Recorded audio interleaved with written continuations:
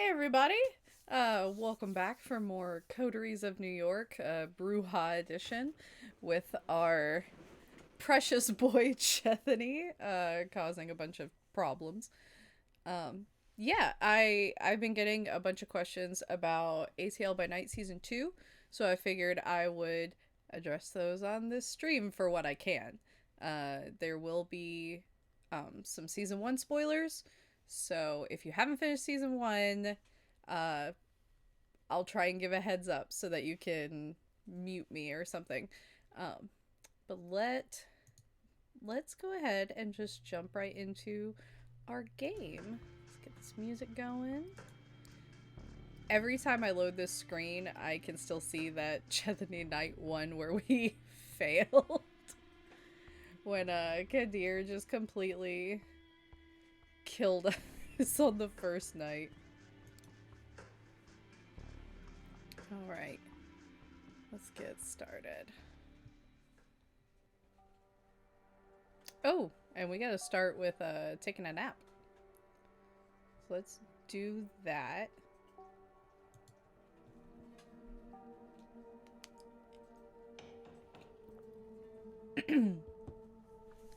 Kadir al-Azmai, the sheriff of New York City, is knocking at the door to your haven. The sight comes as more than a little shocking. If he had business with you, you'd either expect to see him already inside, or never see him coming at all. Yet there he is, on the other side of the peephole, patiently and politely waiting for you to let him in. You carefully unlock the door and face him in silence. Evening. May I come in? You simply stare at him. Your lack of an answer doesn't faze him, and your lack of resistance as he starts walking inside has obviously been interpreted as permission. Once inside, he starts looking around as you cautiously stay by the door. Haven't really had time to make this place your own yet, have you? Feels like Langley's apartment through and through. A secluded study where nobody studies anything. Look at the books on this shelf. Obviously meant to impress guests, not to be read. They reveal nothing about their owner, aside from the aching desire to be taken seriously as an intellectual. He picks one of them up and smirks before putting it away. The Phenomenology of Spirit, next to all this garbage poetry. We can make a bet. If she's read more than 20 pages, I'll owe you $50 and a gallon of blood. The kind of place that self-professed hermits entomb themselves in to suffer. Considering how much you have to run around these nights, you probably only use it to shelter from the sun and rest, right? Even though he's obviously making an effort to come off as non-threatening, it's impossible to forget the first impression he made. You still see him as a fierce predator, trying hard not to expose his true colors. You sense a familiar fight-or-flight response as you struggle to find a diplomatic answer to his last question. If Kadir is bothered by your silence, he doesn't let it show. He keeps walking around, toying with whatever catches his eye. Eventually, he speaks up again. Watch any baseball lately? If I had to guess, you strike me as a Red Sox fan. Now he's inviting you to talk in a more direct manner. You attempt to overcome your physical reaction to him and reply as casually as you can. We're starting the stream off on a good foot today. All these casual responses. Stimulus check means I can definitely afford a Vatty shirt. What have you guys done to me and the family with the creation of Vatty? I'm just gonna dot. Your mind keeps going back to that night when everything was changed forever. Waking up in hell with a body next to you, spending a night in the underground sweatbox, unsure of what will happen next. That endless car ride. 3 strikes. A bloodthirsty crowd. That blade. A rebirth. A baptism by fire. A frightening executor who made sure the flame scarred your spirit. As you look into his face, you realize he's read the emotion from yours. Not in the mood to exchange pleasantries, There's no animosity in his voice, he's just stating a fact. Let me get straight to the point then. He momentarily stops caring about his surroundings, turning all of his attention on you, and demanding the entirety of your attention in return. You see, there's something I've realized over the years. In large part, I may have been hired just to look menacing with a sword, but my job is all about seeing through bonds and relationships. The Camarilla would be safe as long as its members adhered to certain social contracts, making their dealings and affinities plain for everyone to see. But that, obviously, remains a pipe dream. This is a community of boring conspirators, overly ambitious gangsters and politicians, monsters in denial, all sorts of tragically broken individuals. They are driven by desires that make them incompatible with the Masquerade, incompatible with prolonged survival of the Camarilla, incompatible with methods I use to operate. And so, I am doomed to be like a cop, constantly insulted behind my back, maybe for good reason, but immediately called for help whenever someone loses their tableware. Or like an Agatha Christie protagonist, outwardly assisted by everyone but constantly lied to about everyone's past and motivations, even if my failure to solve the mystery might be the end of us all. He tries to sound like he's peacefully resigned to his fate, but it's easy to detect a tinge of regret in his voice. A voice belonging to someone who once had bigger ambitions than this. What broke him? So you see, for this detective, the why done it is far more important than who done it or how done it. When you understand all the players and their mutual obligations, you easily understand every crime. But of course, the kindred know it, so they devise ways to make my job much harder, just like conspiracies between two unrelated actors that depend on scratching each other's back for mutual security. Or they enforce a blood bond to make someone unexpected their thrall, a boss serving their employee, a rebel serving a tyrant, just because one is regularly forced to drink another's blood. Did we unlock the term blood bond last game? Did I define that for you guys? Which is all funny for me because in Mortal's Guide to Darkness, there's actually there's 3 episodes, I think it's 3, maybe 4, that just goes over definitions. I'm just front loading the show with here's all the words we're gonna use, so that you can enjoy that path. I don't know if we got blood bond, so I'm just gonna pull that up. A mystically enforced relationship between a vampire and another mortal or kindred. Drinking the blood of a vampire directly from the vein drinks from the donor vampire. So, if you're familiar with ghouls, it's not too dissimilar. If that helps you remember it easier, blood bonding is kind of like ghouling another vampire, more or less. But it can be quite dangerous. Alright. What has Sophie seen in you? Why does the prince keep asking me about your actions? How come you're being pushed to build your own coteries so fast? You're surrounded by unclear motivations which you yourself don't understand. That unnerves me, and it should unnerve you as well.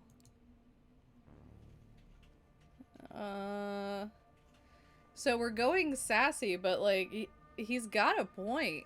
Like, I feel like Chesney is probably like, finally, someone who gets it.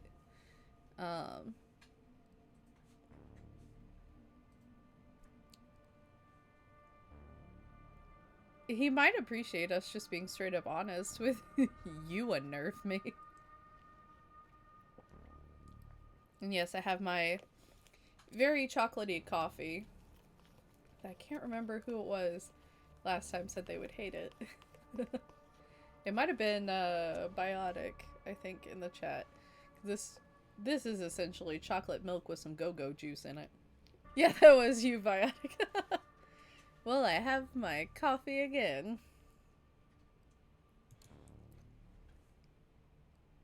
So you haven't gone mute since the last time I saw you.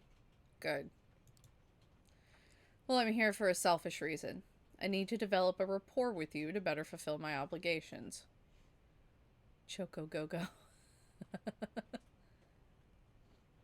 My gosh.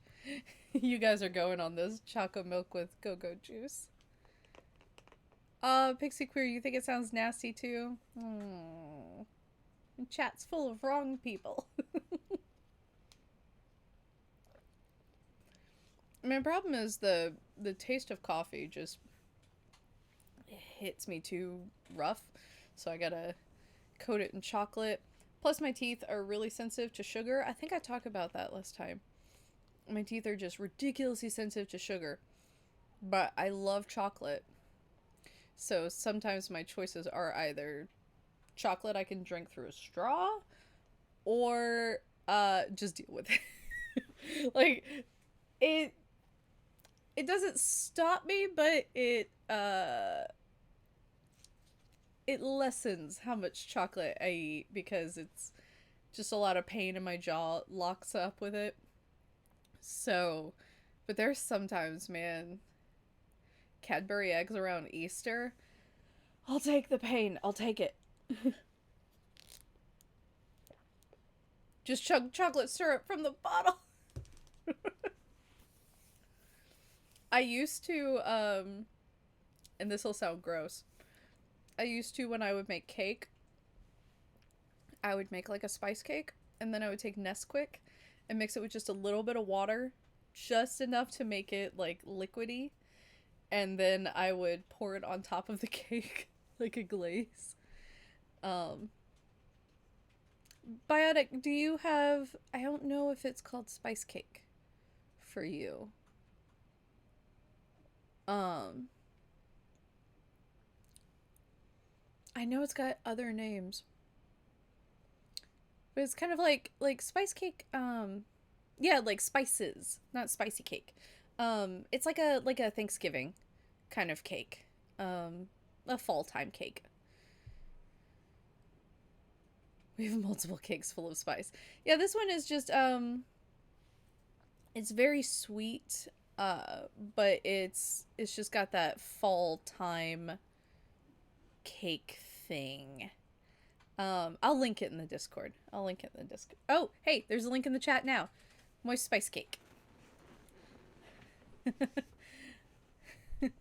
So yeah, but yeah, I would make a glaze out of Nesquik because somebody had once told me that that was like the frosting that you would use in an easy bake oven as a kid is just Nesquik with water, and I tried it and I was like, if that's not it, it still tastes pretty close.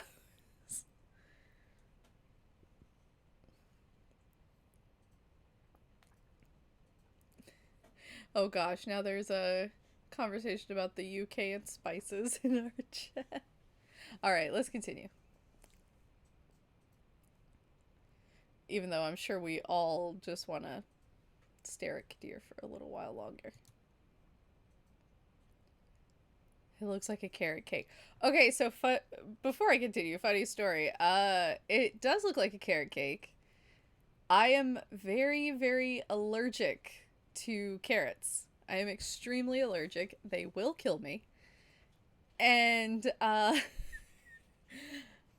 my wife has saved my life more times than not by me being a very dumb bitch and getting what I thought was spice cake, and she's had to slap it out of my hand before because she would see the flecks of carrot in it that I didn't see. And I remember we were at a buffet one time and they had like those little, it's like just a little plastic cup with like layered cake in it, and I I picked it up with a fork and she saw the orange in it and I never saw the orange when I picked it up, and she just straight smacked it out of my hand in the middle of a buffet. People were so confused because she just goes, "You dumb bitch, you almost died." Oh, I love that woman and her absolute lack of tolerance for how stupid I am. All right, back to Kadir. God bless that woman, anti-assassin. I swear sometimes I'm only alive because she doesn't tolerate me. She just assumes I have no idea what I'm doing.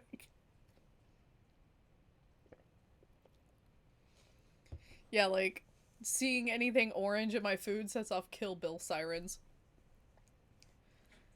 Of course, I also do things like, I couldn't figure out why, I thought the cheese sauce from Papa John's was spicy when other people did not. It turns out there's beta carotene in it. Y'all, welcome to the stream where you find out just how stupid I am. Quarantine's been weird. Also found out I was allergic to molasses because it's a minor allergy to molasses. But I found out I was allergic to that because apparently other people don't think ginger snap cookies burn. I was like, man, I love ginger snap cookies. They're so spicy. They like kind of burn a little bit. And somebody was like, no, no, they don't. They don't at all. I was like, oh, you you mean they're not supposed to burn your mouth? When we started dating, my wife actually kept a master list of all my allergies. Half of them I don't even remember. That's largely because I've tailored my eating so much around my food allergies because I have a lot of them. And I've tailored my eating so much that I just no longer even think about my allergies until I try something new and then go, oh fuck. Or there's stuff that, like, my allergy of it was so low key that, like with ginger snaps, I just thought they were spicy. Because that's how low my molasses allergy is. But no, carrots are bad. But my brother's allergic to fruit, so haha, I won. Alright.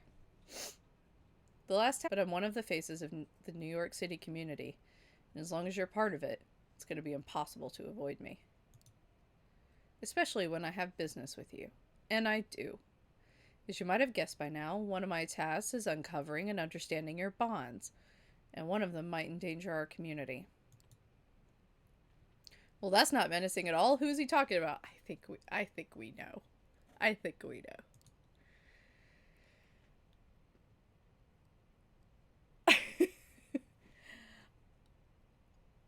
Let's see. Someone who might be a danger to our community. Feels like Hope. Feels like that's what they would assume about Hope. But yeah, we're in the business of getting Sophie in trouble. So we're gonna say 1. Is this about Sophie? Kadir shakes his head. Sophie's fine. She's plotting something big. I know it, and she knows I know it. But she's treading carefully, as she should. No, they're not a major player. He produces a file from underneath his coat and passes it to you. Oh, this is also a good time to say if you have questions about season 2 or anything you would like for me to discuss or talk about with season 2 of ATL by Night, go ahead and pop it in the chat. I am actively watching the chat, so just let me know. This is our troublemaker. You open the file and see some printed photos. You freeze up as you recognize the face and are overwhelmed by a flood of repressed memories. Oh no. Yep. Jessica, no. Wait, so no, we did this with our sister as Lamar. Jessica Lowell. The woman who made the last few years of your life heaven and the last few weeks a living.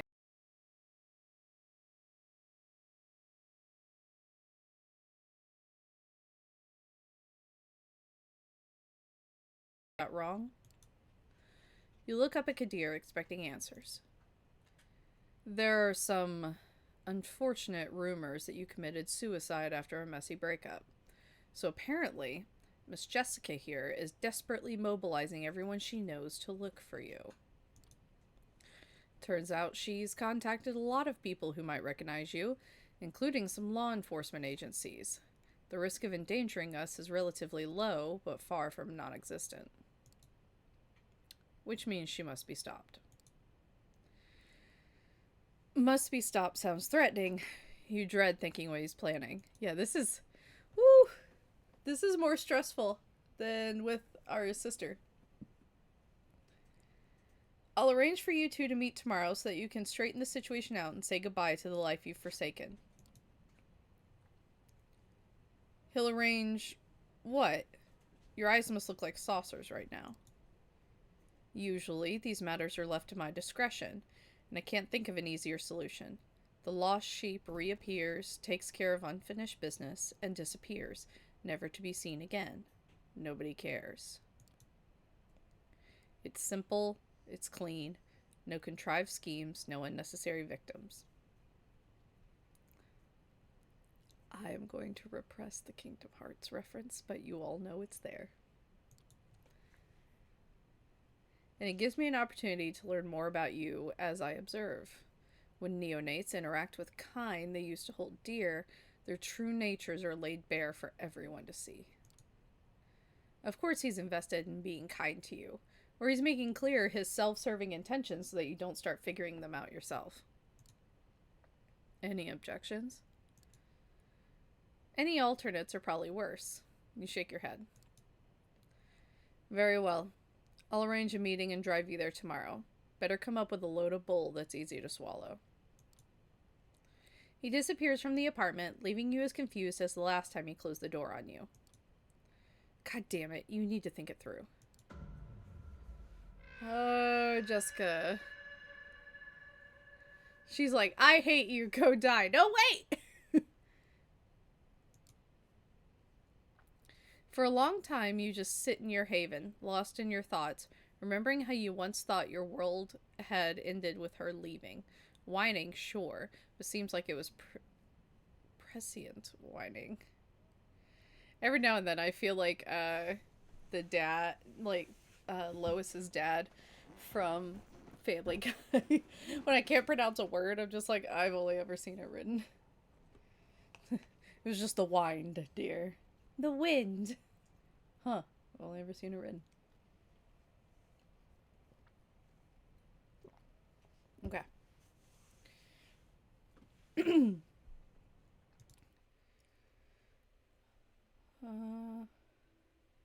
Is this the... Oh yeah, Somebody's Watching Me Part 2. Let's hit that real quick.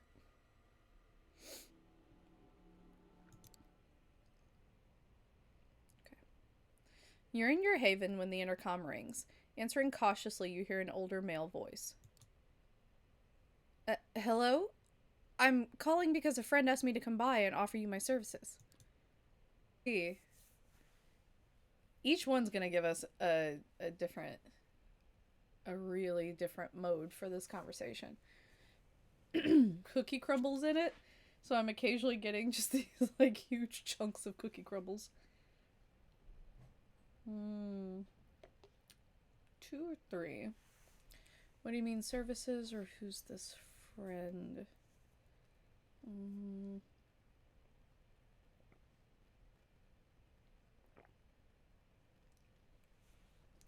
feel like friend, who's the friend, isn't really going to help us that much because he can just lie about that. I'm going to say, what do you mean, services? I think.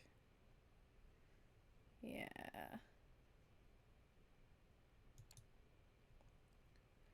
What do you mean, services? You know, services. You know what I'm talking about. The man sounds strangely excited, breathing hard.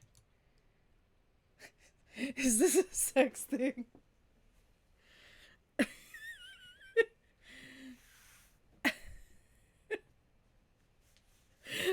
don't know why, but that does feel like a Chethany response. Like, is that a sex thing?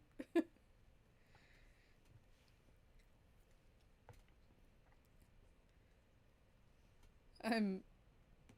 You gotta say that. I'm unfortunately reminded of... So, I had this character voice that I can do called Elevator Woman. And, it's it's practically a party trick for me now. And then when Big Bang Theory came out, uh all my friends couldn't stop laughing because Howard's mom sounds kind of like Elevator Woman. And she has one quote. It's like the one thing from that show that I think is really funny. And it was somebody knocked on the door. And she just goes, "Who is it? Are you a sex criminal?" I can't do it right now. It's too early. Uh but she just screams, "Who is it? Are you a sex criminal?" And that's become how if someone knocks on my door, that's my immediate thought is, "Who is it? Are you a sex criminal?" Um if I think we do have people in the chat that don't know about Elevator Woman, so very here, let me drink some water instead of the coffee. So the very brief version is I was at a con, there was a woman on the elevator, day drunk as hell at 11 a.m. And she was leaning on the luggage cart, just like swaying. And she looks at the poor bellhop and she goes, "Does this hotel have a spa?" I said, "Yeah, on the second floor." She said, "Can you smoke in there?" The guy goes, "No, ma'am, absolutely not." She got off the elevator, and I was like, my life's not complete until I can do that woman's voice. Like, as a. "I'm watching you, Wazowski." Any excuse I have to do Elevator Woman makes me so happy. But yeah, Elevator Woman's become a thing. Wherever she is, I hope she's having a really great life.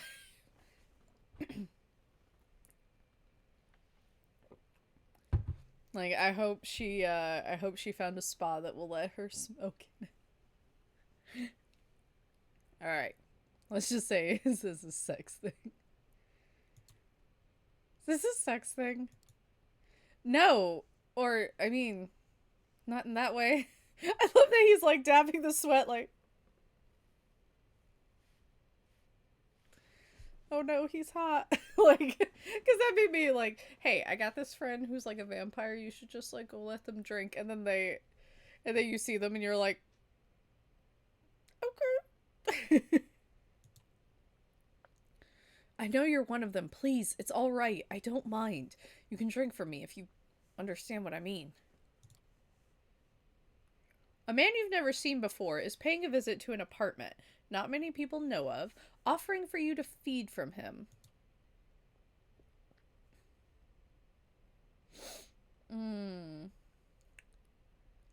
Let's continue this face to face. I feel like we have to confront him a bit about it. Because this, I don't drink with people I've never met. Hmm.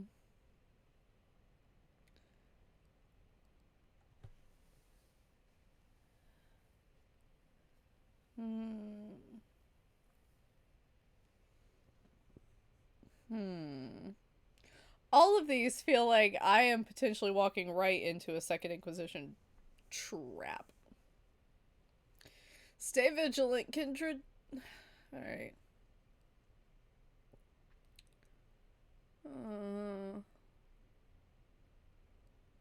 I'm gonna say let's continue this face to face. If we die, we die. We die like men. Let's continue this face to face. That's a wonderful idea. God, he looks like a government agent. Silence. A minute passes, you hear a knock on the door to your haven. You cautiously open the door. A stranger looks at you sheepishly. He's in his 30s, dressed in a clean business suit. He looks moderately successful, someone you could meet in an investment bank. "I'm sorry, I didn't want to intrude, so that's why I called from downstairs."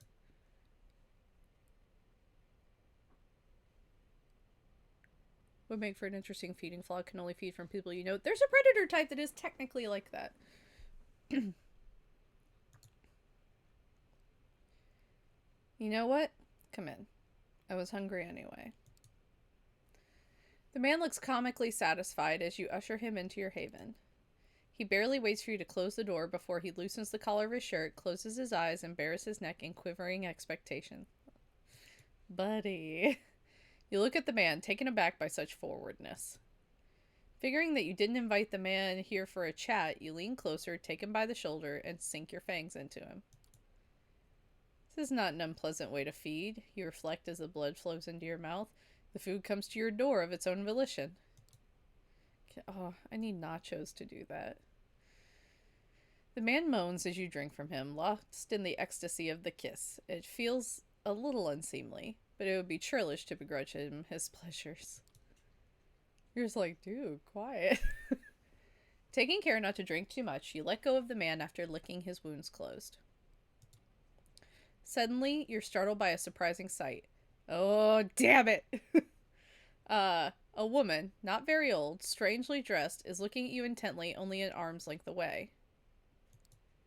Before you can react, the mysterious woman opens your front door and vanishes from sight, leaving you to wonder whether you really saw her at all. As you stare, confused, the man you drank from slips out of your haven and into the hallway, staggering a little from the effects of the kiss. You close your door, wondering what that was all about. At least you got to feed, if nothing else. Yeah, we just fucked up, y'all. I don't know what we did, but we fucked up.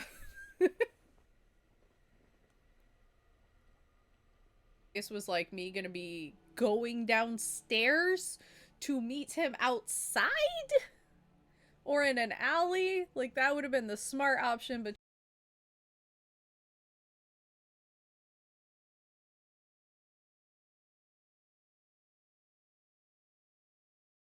damn it.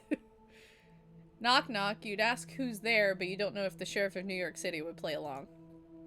I feel like he would. Excellent. Stay close. He leads you down to the vehicle he's parked nearby. Once again, he takes the wheel, literally and figuratively. Everything inside is just the way you remember it, down to the rearview mirror reflecting the intense stare of your guide.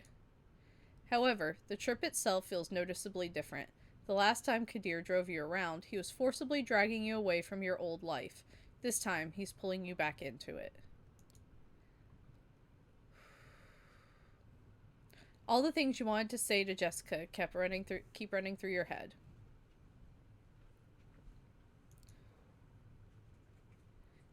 Let me tell you how it's gonna go. As I said, I've arranged a meeting between you and your kin. It's going to take place somewhere you should know very well. I'll watch over you two from a safe distance and make sure you adhere to the rules. You should know those very well, but I'll reiterate just so you can't ever say I didn't warn you. Don't do anything that would violate the Masquerade. Don't establish some secret routes of contact. I will know. Do treat it as the last time you two will meet. Take this chance to wrap everything up. Here's your story. You're fine. Found yourself at a crossroads. Decide to radically change your life and move out of the city. The subway's unbearable. The rent's too high. They've heard it all. You were ready to leave New York for good when you heard those absurd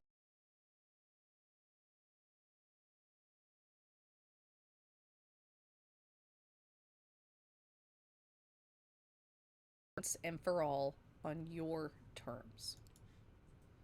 The car makes a sudden turn.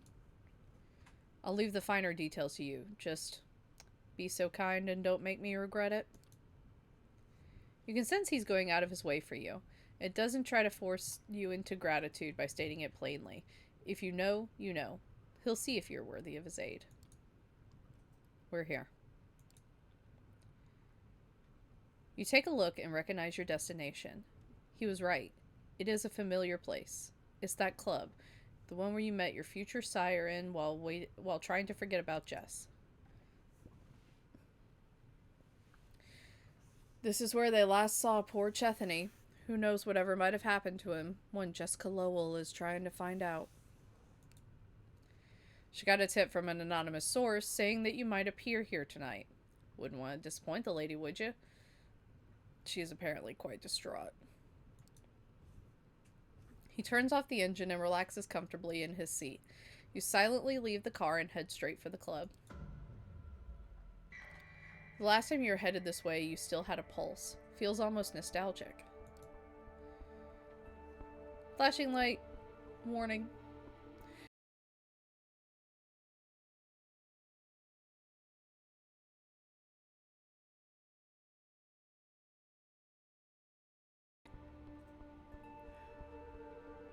Why did you let me die? That's terrible, but that's funny. Let's see. Let's go. Chethy seems like that bitch, though.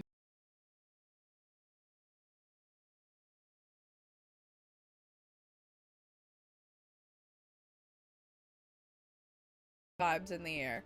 Vibes. You spot a girl hurrying to the bathroom with a nosebleed. The smell is faint, but it gets you in the mood to have some fun. However, Kadir indicated he's got eyes around here everywhere. Better stick to the plan. A stupid idea pops into your head. If you meet her, and she says, I want to be with you again, what would you do?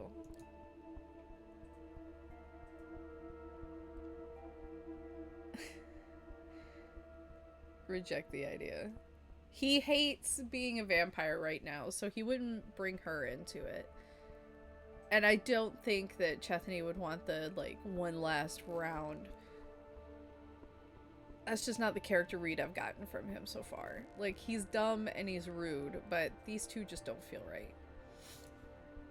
What's done is done. Best not to dwell on it. Plus, as Kadir said, like, Kadir is actually, like, looking out for us pretty well because he knows that the relationship did not end in a good way for us. So he's like, hey, end it this time in your way, which is really nice of him. It's okay. By now it feels like you've explored all the places Jess could have been.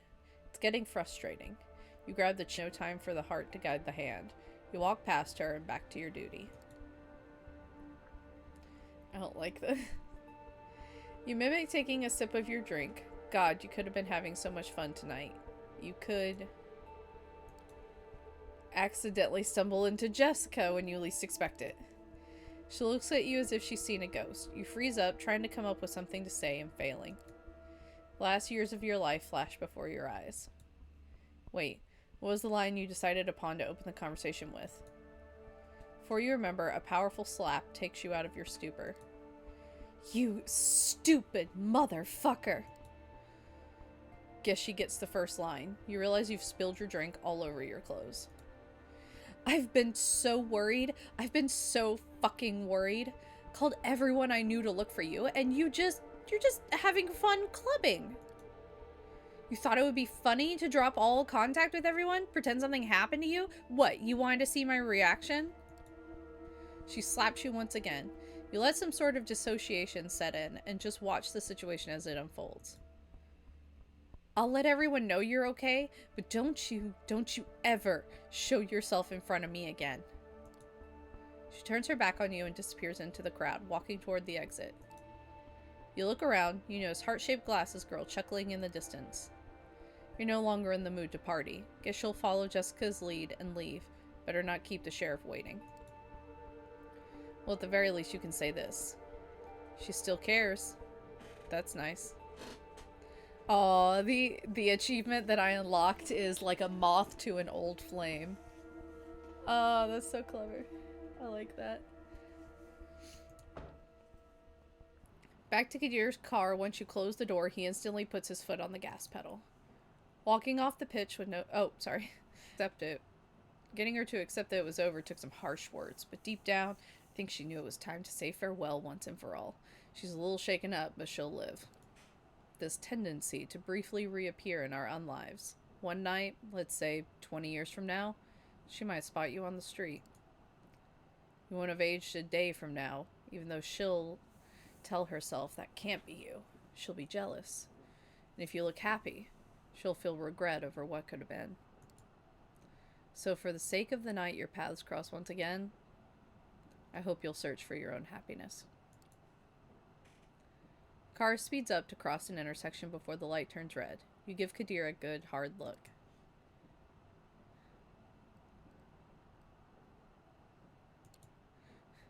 Who are you and what have you done with Kadir al-Azmai? At first, he seems confused about the question, but after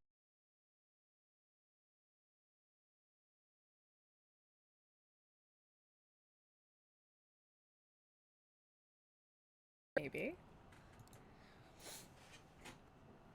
then he takes on a serious, slightly sorrowful expression. Don't suck up to me, kid. Mr. Bad Guy is still here, and without a doubt, he will go back to decapitating suckers like you anytime now. I like that. I don't read it as him flirting. I read it as Kadir's been through this. Like, I feel like Kadir has someone that he loved, and becoming a vampire was very painful in part of that, and so he's had to go through the same situation that we just went through. And so I think for as much of a hard ass as he is, this kind of situation is bringing up some stuff, and he's like, look, kid, you know. I don't think we ever get Kadir's age, but I'm gonna just wager that he is quite old. Now that his girlfriend broke up with him, does that mean Chethney loses a bit of humanity? Nope. With let me have my wish fulfillment interpretation. You tend to only get humanity stains or lose it if you physically harm them, or if they are harmed, or if you kill them, or they are killed, maybe even indirectly by your actions. It usually has to deal with like severe harm or death to them for it to affect your humanity in any way with stains or loss. The car starts slowing down. We're here. You look out the window and see your haven. Take care. I'll see you around. Just pray I don't have to see you too often. You leave the car and start walking to your haven, thinking about Kadir. Can't say you're fond of him, well, with the welcome he gave you and all, but after tonight, you can't say you aren't, either. There is a rare third option of a touchstone betraying the conviction they embody for you.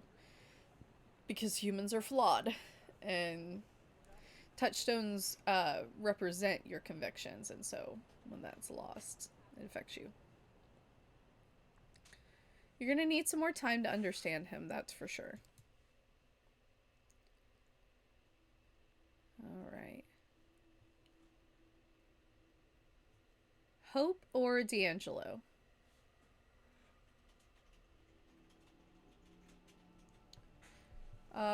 We haven't gone any further with to figure out what to do with that girl. A corrupted touchstone is a problematic faith. I love it. Oh man, I haven't shown off my shirt for today. Rogue, keeping it low profile. It's there is a guy who's in a D&D community, and these shirts are on TeePublic. He did these like 80s almost vaporwave style shirts. Like I have a very vaporwave looking druid one with palm trees that says Daddy's favorite. See, voting D'Angelo.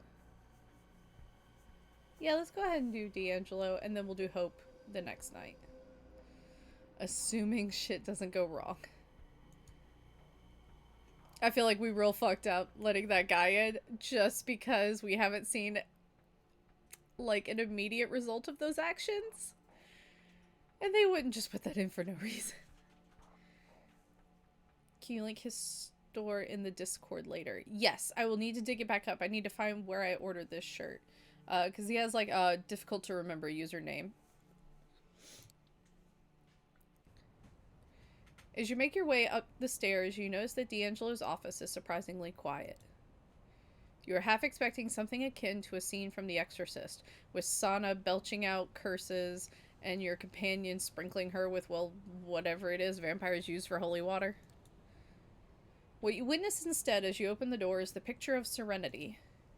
The girl, although curled up in the corner, is sitting calmly, with her eyes fixed on the pages of some pulpy detective novel. She doesn't even register your presence. Sitting behind his desk, D'Angelo seems to be looking over some files, puffing on his usual brand of cigar. Seeing no trace of Larson, you assume he must have gone back to his family. Noticing your presence, the vampire detective leans back in his chair and gives you a tired look. Hey there, kid. Glad you could make it.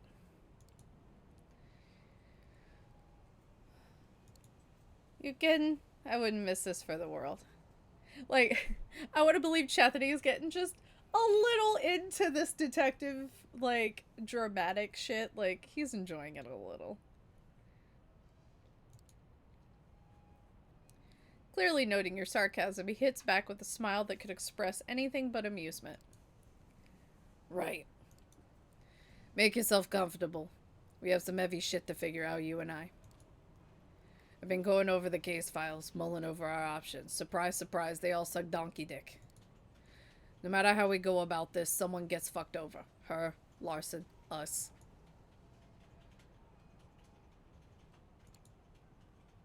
Okay, then lay it on me. What options do we have?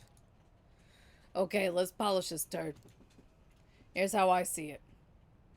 Oh, hey, Emily found it. Yay! Thank you, Emily.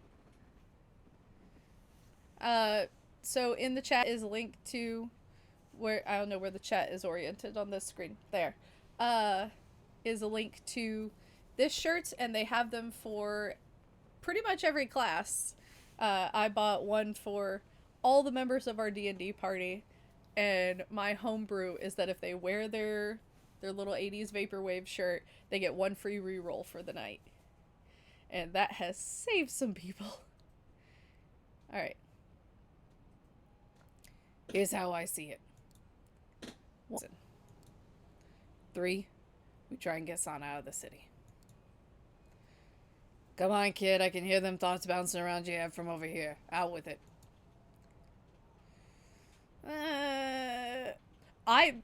This is a personal choice. I want to know what the fuck he has on Larson.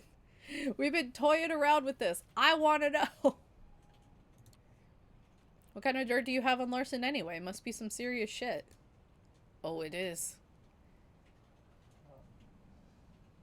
Uh-oh. Uh-oh.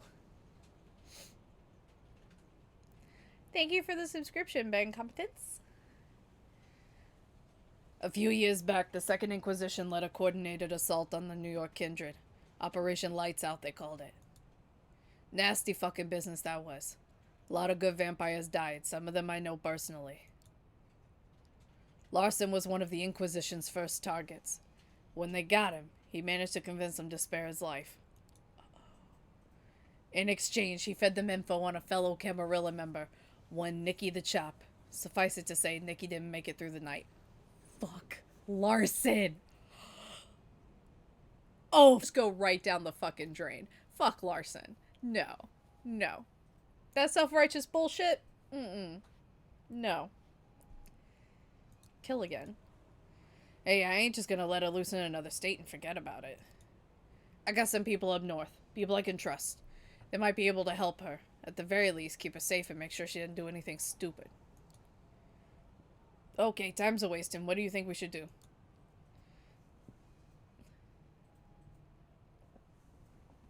Oh, thank you for gifting a sub to Pixie Quirban Competence. That's very sweet of you. Also, I like that D'Angelo's idea is like, we have a farm upstate for Sana.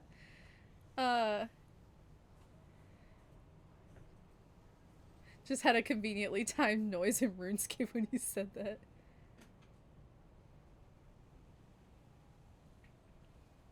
Alright, wait, you're letting me make the call?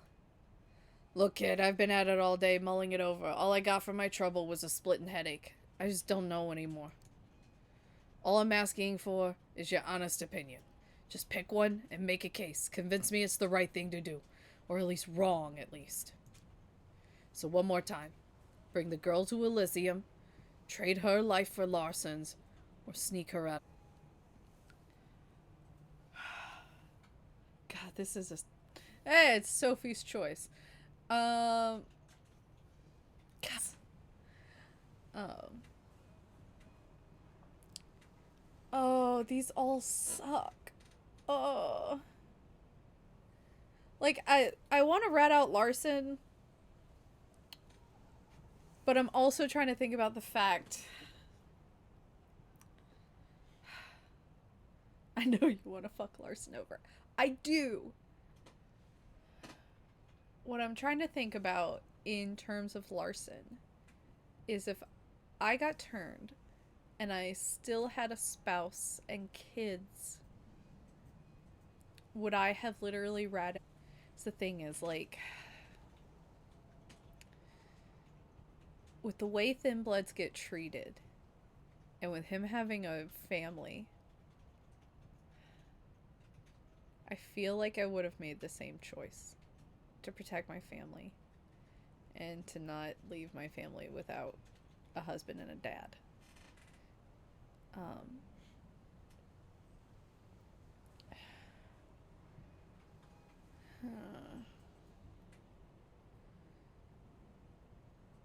Oh, Ben commented as you're heading out.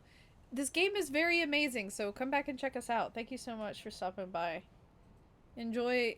I'll watch your Dead by Daylight stream later. um, like, I want to fuck over Larson, but my wanting to fuck over of Larson comes at the expense of agreeing with what he did, but I don't agree with how he continues to act, if that makes sense. Like, he continues to be this self-righteous, indignant asshole about everything, but I would have made the same decision. I really would have. Elysium does not seem reasonable. Elysium does not seem reasonable at all. They wanted to kill me. Getting her out of the city feels like her only true chance of survival.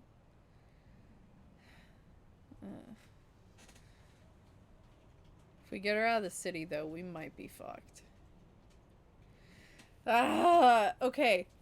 Chat vote, because I cannot decide. I've done my advocating for all of these.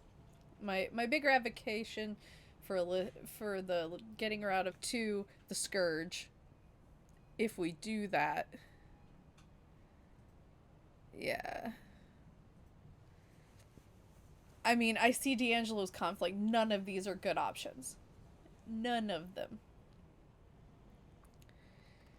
Elysium is the route that will give us...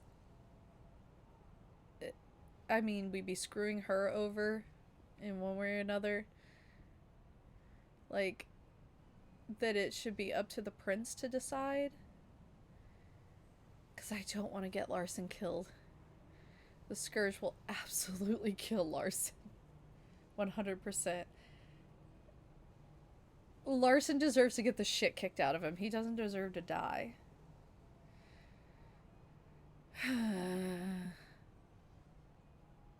I want to fuck him over, but he shouldn't die. And getting her out of the city might as well get us dead.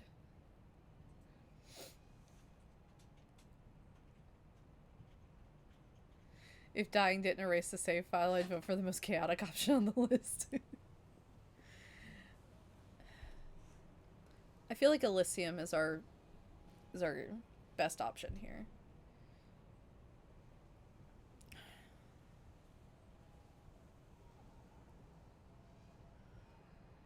Why is this decision so hard? This decision is genuinely difficult, and I appreciate the game putting this choice in front of me. I just don't appreciate having to make the choice. Stop yelling justice, Zach. I can see you yelling it in the chat.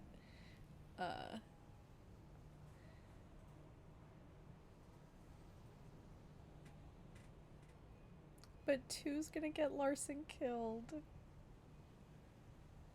He has a wife and kids. I'm uncomfortable with killing Larson. Sorry, this is good Ellie having a very hard time choosing bad options.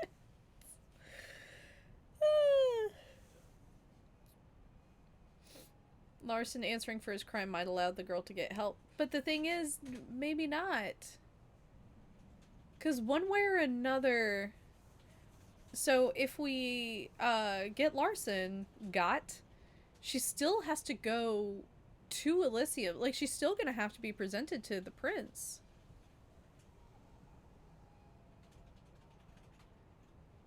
Three is guaranteed to get Vatty on your ass for a beheading. Yep.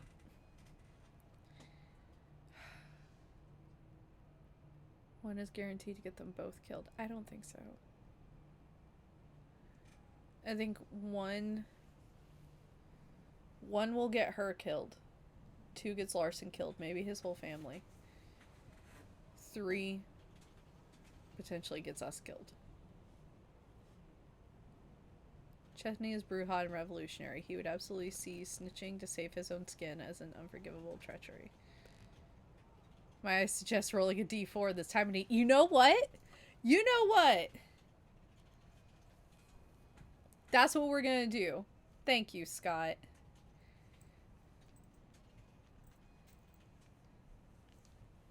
No, I'm gonna use my very pretty dice.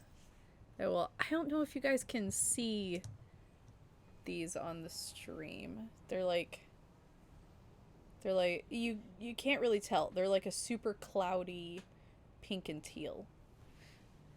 Okay. Okay, so 1 through 3. At 4 we roll again. So 4? Oh, that was also a d6 that I showed you guys. My bad. Oh, I should give a dice tour one day. I have a case of them.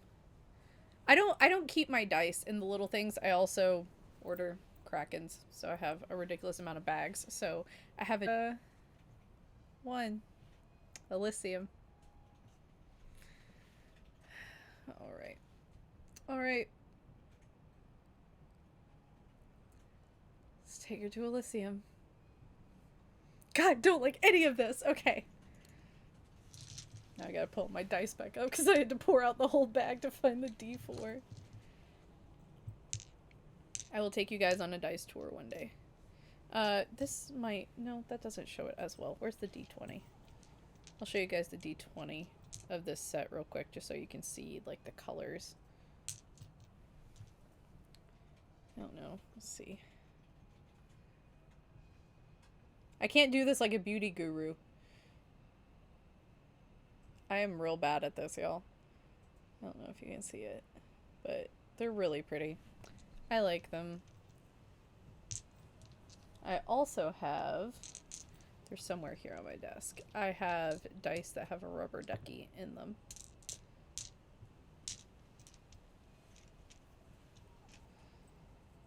Okay.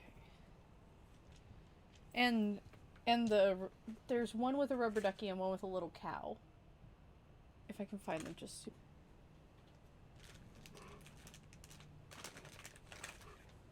No. I think I might have put them in that box. Yeah, because I don't see them. Okay, well, at another point in time, I will show you guys the dice with the ducky in them. Because I'm not seeing it. But it's super cute. Where I distract myself from the consequences of a difficult decision by showing off dice. The dice goblin. If you guys want to see my dice, I will get the set from downstairs at another point in the stream. Bringing her... The girl's as good as dead.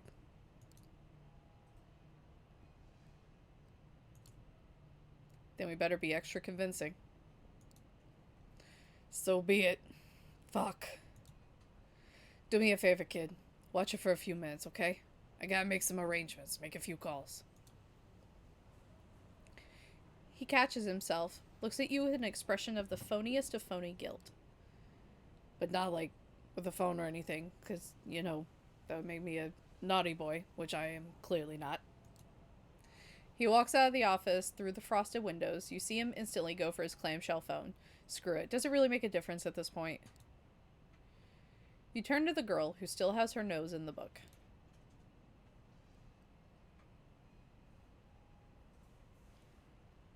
That's my thing. That Pixie Queer just brought up. Why does D'Angelo care so much about this little thin blood? Like, I feel like I'm also still looking for these ducky dice for you guys. I feel like he's got that detective attitude, so it feels very like, you know, the one he couldn't save kind of thing. Like, it feels like that kind of a situation. Found them. So let me find a way to show these best on stream. I don't know how well you guys can see that. But there's a rubber ducky inside. And then the cow is a little harder to see. There's a moo cow in there. Just a little moo cow. Impossible to show those on stream. Wonderful. Yeah, that's my ducky and my cow. I love them. Or we don't know what generation he is. Yeah. For all we know, he could be one step removed from a thin blood. But going with the just going with the idea of detectives and hard-boiled detectives, it feels very like, I lost someone once and I'm not gonna do it again kind of thing. I mean, in the sense, he might be the reason she's a thin blood. This isn't his childer. I feel like that would have come up. I was gonna say. So, is that book any good? I don't usually go for this sort of stuff. It just leaves me cold. She looks up from the book and her eyes glaze over. Cold. A shiver runs down your spine. You decide it's best to leave her to her reading and spend the next few minutes in complete silence. Finally, D'Angelo staggers back into the room. Alright. I called a friend of mine who works at the art hall. She says the prince is there now, in her private quarters. We just have to figure out a way to get an audience.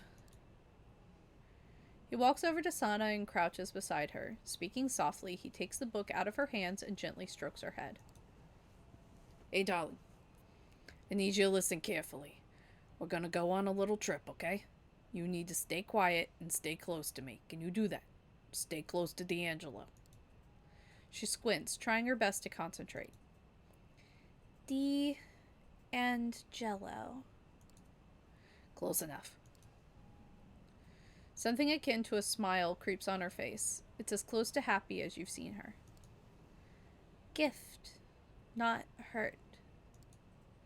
D'Angelo returns her smile. You're welcome. He turns to you, putting his serious face back on. He nods. Looks like it's go time. The art hall welcomes you with all its unusual weirdness and grotesqueries masquerading as contemporary art. That's how I feel at a contemporary art exhibit. Right now, however, art is the last thing on your mind. As the three of you make your way through the crowd of unusual suspects, D'Angelo gestures toward a lone figure standing in the corner. To your surprise, it turns out to be Sophie. As you approach, she raises an eyebrow, taking an especially long look at Sana. And here I thought nothing in this world could surprise me anymore. Mind telling me what it is you're doing here? D'Angelo nods courteously. We're here to see Prince Panard. I don't suppose you could help us get an audience? I think you're confusing me with the Prince's Herald. An honest mistake in this lighting. We got a definition for Herald, which I know we didn't get last time. Oh, okay. So they're just going to loop the definition with Harpy. But the domain Herald or Harpy knows everyone and all their secrets and will share them with others for the right price. Harpy is an original negative epithet but some wear it as pride, knowing the role of information broker is valued in any court. So that's Arturo. So she's jokingly saying, like, I understand how you can make me mistake me for Arturo in this lighting. Still, I'm afraid you're out of luck. From what I've heard, the prince is not accepting visitors.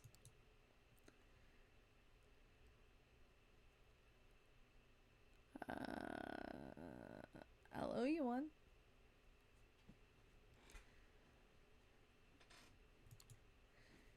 Please. It's a matter of utmost importance. I'm sure she'd make an exception for someone of your status. Appealing to my vanity, although appreciated, won't work this time. Like I said, the prince doesn't wish to be disturbed. Suddenly, you hear a voice from behind you. It's the last voice you could possibly want to hear right now. Uh-oh. Hi! I have absolutely not been up to terrible things. There is nothing worse than, like, a fear boner when you're trying to get someone to not die.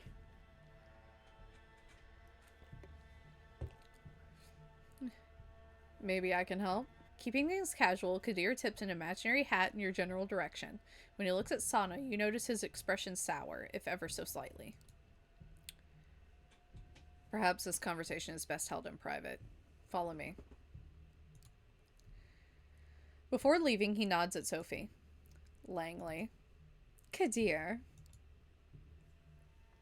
Again, you glance over to D'Angelo, but he doesn't even acknowledge you. He seems to be in a state of deeply internalized panic.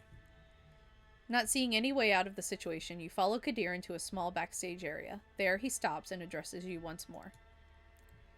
It's good to see you, D'Angelo. It's been a while since you last showed your face around here. I see you brought friends.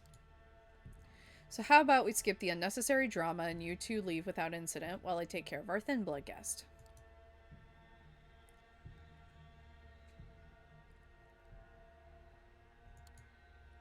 You don't have to do this. She can be helped. Maybe. Maybe not. That ship sailed a long time ago.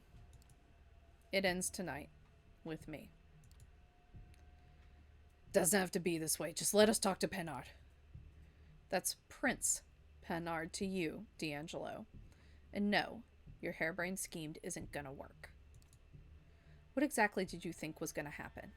You bring the Duskborn with a blood hunt on her head to my doorstep, and what? Hope that the prince stays my cruel hand? Honestly, I thought you were smarter than that. But I promise to make it quick, painless. That's as much as you get. Don't push it. And with that, he turns to Sana. His expression grows softer, almost kind. He then grabs her by the hand gently. There's not even an inkling of violence in his demeanor. Come, my child. You've been very brave. The pain is almost over. Pain. Over. With blissful ignorance, she looks at you and D'Angelo as the sheriff walks her out of the room. Your companion looks broken, as if something inside him just snapped. Without even looking at you, he utters under his breath, I killed her.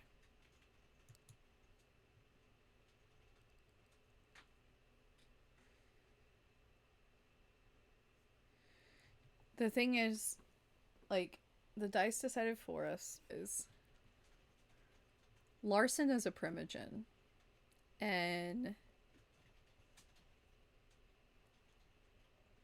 there wasn't a good option, but this was the best option because Larson's a primogen, and if we gave up Larson, the Thin Bloods would have nobody. Like, I was upset about his family earlier, but thinking about it even more, the Thin Bloods would have lost everything.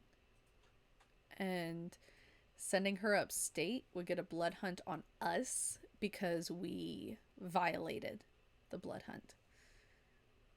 And it honestly sounds like she's a Malkavian Thin Blood, which means there's not much hope for her. Not in the situation that she has been presented as. So really, this was The only option. You gave it your all.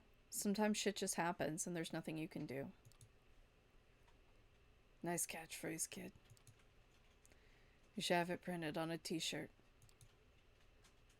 A moment of awkward silence ensues. I really thought I could save her, you know? Not really knowing what to say, you lift your hand to pat him on the back. You stop yourself mid-motion. Somehow it doesn't seem like the thing to do. You leave the art gallery and head back to Red Hook. On your way, you keep thinking about Sana and whether now is the exact moment Kadir brings her final death. It's not a pleasant journey. Slowly, clumsily, you make your way back to the grain terminal. No words are spoken, no bad jokes made, no monologues muttered, no smiles exchanged. There's only silence and vacant stares.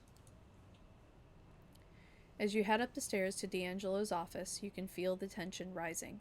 You can tell the moldy sleuth has reached a breaking point. He walks into his office and leans against the cluttered desk. You figure now's as good a time as any to break the silence.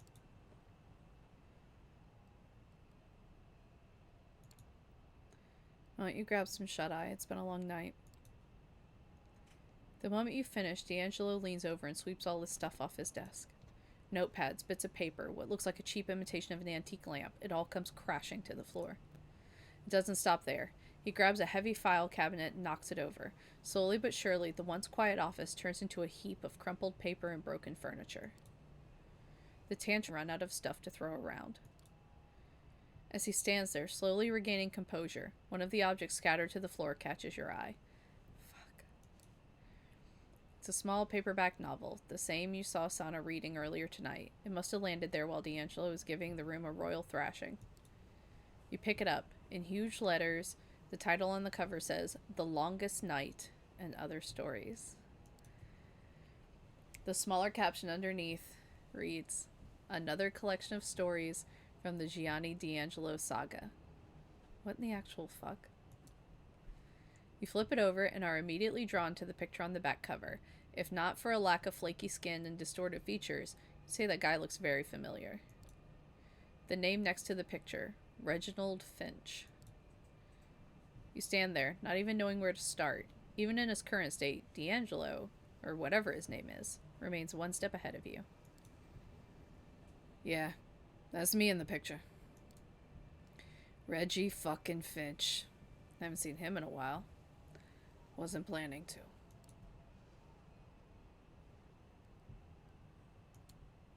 You named yourself after one of your characters?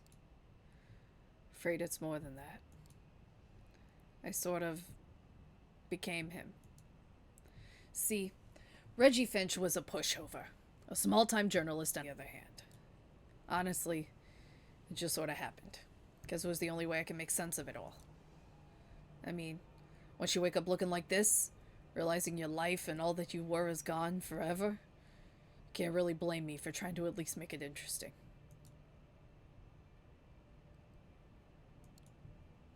I guess to some extent, we all put on an act in front of others. We make up characters, idealized versions of ourselves. It gives us something to live up to. I mean, don't get me wrong, it's still weird, but it's not that weird. D'Angelo. For a moment, he seems to be mulling over what you just told him. Finally, he picks up an ashtray off the floor. Rummaging through the ashes, he finds a mangled half-finished cigar. He sticks it in his mouth and lights up, the lighter's flame reflecting in his shades. He smiles at you ever so slightly. Thanks, kid. Made one hell of a mess of it. You smile and nod. He nods back. I'll be seeing you. And so you leave him to his thoughts. No way to be sure, but you have a feeling. He's gonna be alright. The achievement for this is bye, my lovely. That was really sad. Oh, I'm sorry, puppy. I'm sorry. I accidentally kicked my dog. Well, it didn't kick her, but I put my foot down, and I mildly disturbed her, which of course is a great sin, as she will surely portray to me. Yeah, that was a damn good noir story. They really, like, that was noir through and through. I love that. And it's so sad. I love the Chethney D'Angelo friendship so much. Me too. Love a good detective noir in a VTM setting. Hell yeah. I'm still contemplating like a little mafia one shot with Darla. That we can do like a detective mafia, like old school Public Enemies kind of thing. I think D'Angelo is my favorite of the 4 potential Coterie members. Yeah. I definitely feel it so far. We haven't finished Hope yet, but out of the 3 that we've seen through their whole stories, I definitely like D'Angelo the best. I like the Abuela more than I like this boy. Agathon. I keep wanting to call him Artag. I like Agathon's Abuela, but he's meh. Tamika's cool, but her story stresses me out with it being Second Inquisition based. I feel like D'Angelo's was very real and very painful.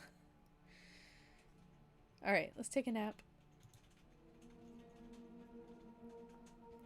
Don't forget, if you've got questions about Season 2, let me know. I'm willing to answer them on this stream.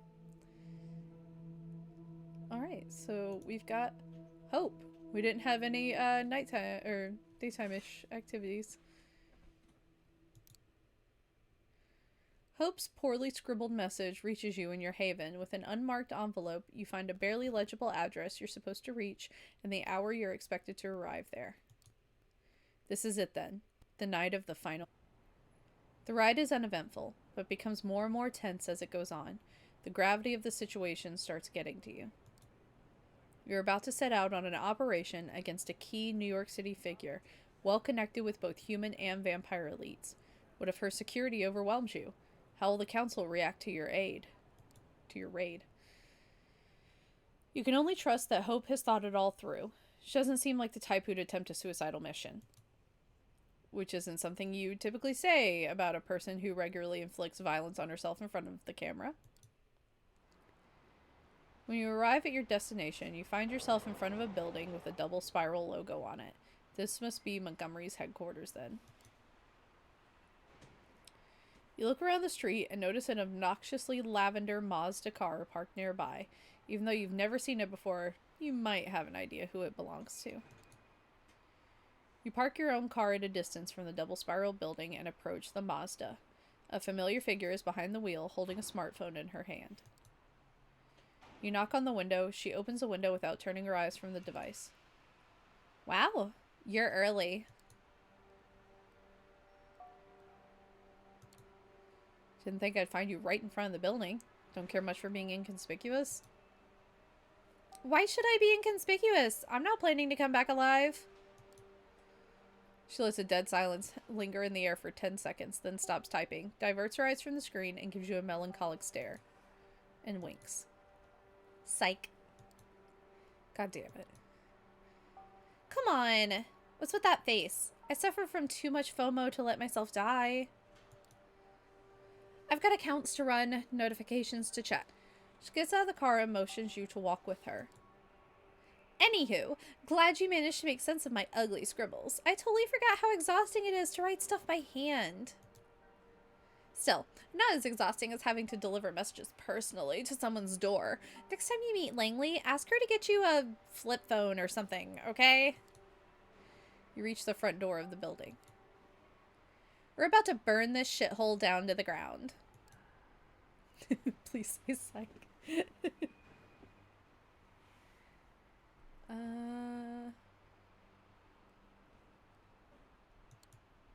Burn it down with Kara still in it?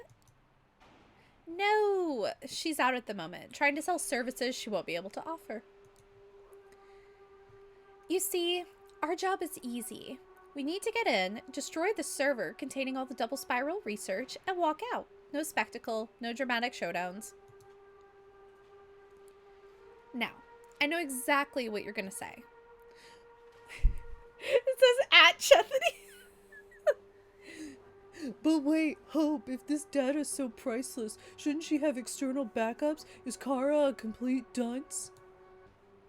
Excellent question, my neonate friend. The answer is yes, she's a dunce. But aside from her numerous negative qualities, she also has a positive one. She's totally paranoid. She used to be a naive dumbass who wouldn't even cover up her laptop camera. But she lost trust in all external companies after a little cyber espionage incident. She's obsessed with not uploading her precious data anywhere online. Now she only has one physical backup hidden deeper inside the headquarters. Nobody has an idea of where it might be, but I do. Normally, I'd never be able to reach the place. Double Spiral is like an underground base. Walls and doors are reinforced, both against the living and the dead. But the answer to this problem is simple. We only need Kara to lend us her voice so that we can override all the security measures and get to the heart of the facility. What do you say, Kara? Will you help your girl out for old time's sake? Hope quickly writes something down on her phone. A few seconds later, a perfect imitation of Kara Montgomery's voice escapes her speaker. You know it. Let's bust this bitch open. Wow, the sound quality is incredible, and the voice only sounds the tiniest bit off. Whatever she paid for the tech, it was worth it. Oh, and if you're afraid of the consequences from the Camarilla, don't be. I'm assuming full responsibility, and my ass is covered. I've got some favors to collect and to offer. Besides, Kara's a goddamn snake, and everyone knows it. No important player will miss her influence. They're only tolerating her in case she hit a big with her tech.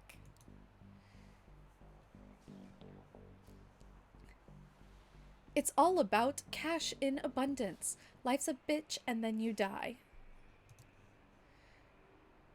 Some parts sounds a tiny bit too robotic. Could there be a pattern here? Too bad she won't ever get the chance to succeed. So without further ado, shall we? Hope starts marching toward the revolving door. You close your eyes and make an effort to sharpen your senses, and follow the Malkavian into the lobby of the double spiral building.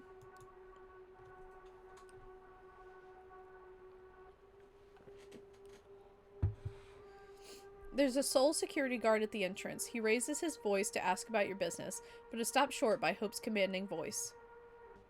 No need, we're expected. The man looks lost and disoriented for a moment, and then gears in his head slowly begin to turn, and he nods his head silently, opening the gate leading to the elevators. Hope heads into one of them and you follow. She presses a button and the car starts heading to the lowest floor. Eventually, the doors open. Welcome to Kara Montgomery's Deadly Dungeons, Chethany. This is the same background as Hope's hallway. I love this game, but maybe let's not reuse backgrounds in the same person's plotline for completely different locations.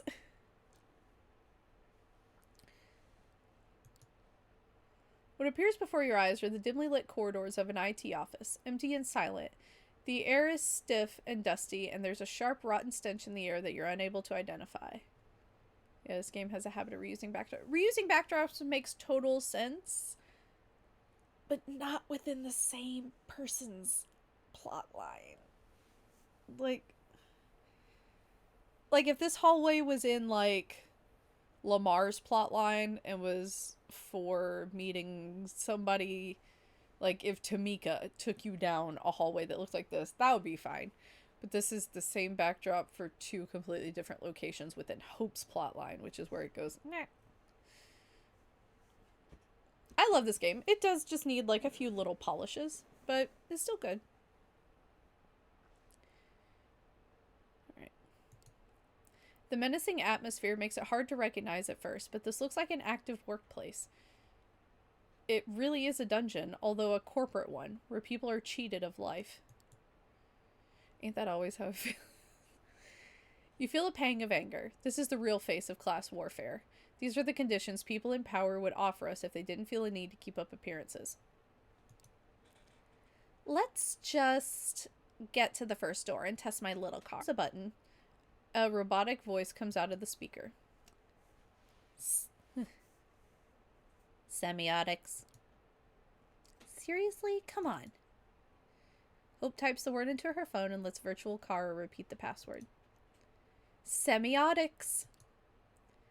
A sound rings out, reminiscent of cues that a TV quiz show used to let the contestant know that he gave a wrong answer. Verification error. Please try again. You give Hope a nervous look. She bites her lip and presses the button again. Hyper real. Tap, tap, tap, tap, tap. Hyper real. Access granted. It's those fucking T's. The T's are gonna get us every time. The doors slowly open. You notice your companion is wearing a sour expression. Looks like the tech isn't quite perfect. At least the passwords seem randomized, so we can try and brute force our way in, unless the system locks us out after a few failed attempts. She shakes her head and turns to you, her lips attempting to approximate a sincere smile. Well, Captain A-Cap. Sorry. We can only hope that the data you've collected is enough. Into the beast's maw we go. Would one might say it's a toothy maw.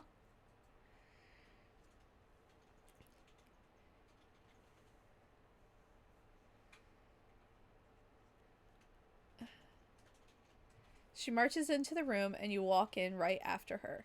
The doors lock behind you with a loud thud. It's a wide open... Oh... Sorry, that just triggered my fight or flights. Whew, days of working in a call center just flooded right back to me. Whew, okay. It would be as murky as the corridor you just left if it wasn't for the rows of monitors illuminating the space. A shadowy figure stares at every screen in the room. Everybody knows that this room would be brightly lit as hell. Because, God forbid, you feel comfortable.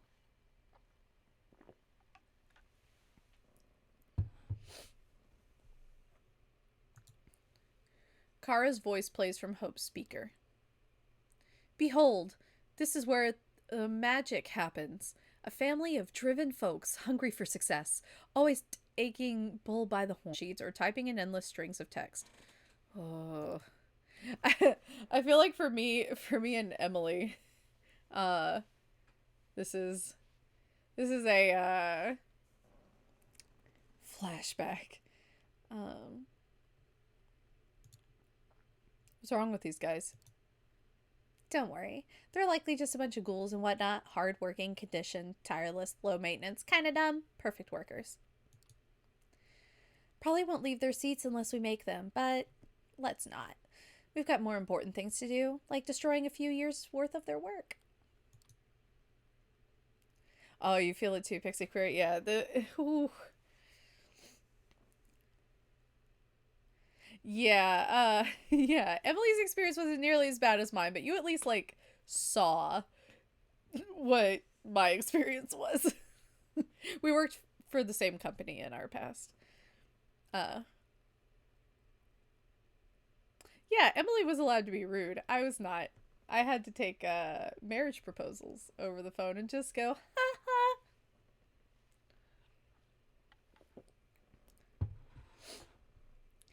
I pretty much knew I was done at that job the day that I was told to suck it up when a guy said, and I quote, "Listen, sweetheart, you're gonna do what I tell you to do."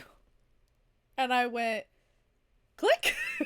And I was like, oh my gosh, my call disconnected. I think there's something wrong with my internet. Can someone take that guy I just had?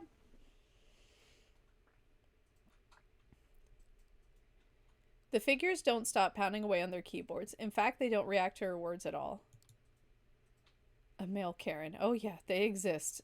And they usually call tech support lines.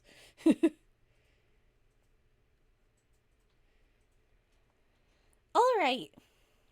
So do we go straight to the server room, or do you want to check in one of the side rooms first? Your call. I'd prefer to wrap things up here as fast as possible, but hey, little Kara is here with us, thanks to the data you gathered. You betcha. If you think you can use her voice for something useful, hey, feel free to do it. You look around and think how to respond. We can't be too curious. We didn't do a good enough job with this voice. We gotta get in, get out. No, this is your show. Let's just get out of here as fast as we can. I hear you. This way. You follow Hope out of the room. Another depressing corridor, reeking of who knows what. You expect Hope to walk to the very end again, but this time she stops halfway and starts mumbling under her breath. Wait, was it this door, or... Don't tell me she moved things around. It looks like she's been here before. Not a surprise in itself, but she gives off an impression of a person who used to know the entire layout of the building very well. After brief reflection, Hope approaches a door a few feet away and pushes the button next to it. Apocalypse. Well, that's cheery. Apocalypse. Access granted. You walk inside. At first glance, this office looks very similar to the last one you entered. Rows of screens and rows of listless silhouettes in front of them. However, Hope quickly spots a difference. Target confirmed. Moving to data room. There's a room with endless machines at the back of the open space. Hope walks in and takes some of the hardware out of the bag she's carrying and begins the process of removing the data. Should have invested in SSDs, sis. Time to bust out my portable degausser.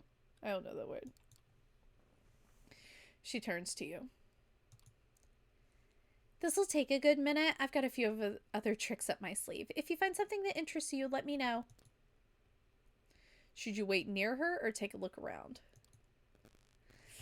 Ugh. I feel like we need to stay near her for backup. Sorry, try it. I don't know how to sit any other style other than cross-legged because I am a gay that can't sit in a chair. But gay bird chairs are not really set up for that. I might need to invest in a cross-legged friendly chair. Cause see, I feel like if we look around, we kind of leave Hope exposed for something to go wrong. But if Kara's gonna walk in, we'd spot her. Let's look around. I'll take a look around. Might find something interesting. Have fun, dear God in heaven, I know I will. You start walking around. For a while you notice nothing but errors that start popping up on the screens here and there. The ghouls try to fight against them, but quickly realize it's futile and surrender. Eventually, you find a door with voice controls. You call out to Hope. She pauses her work for a second and approaches you.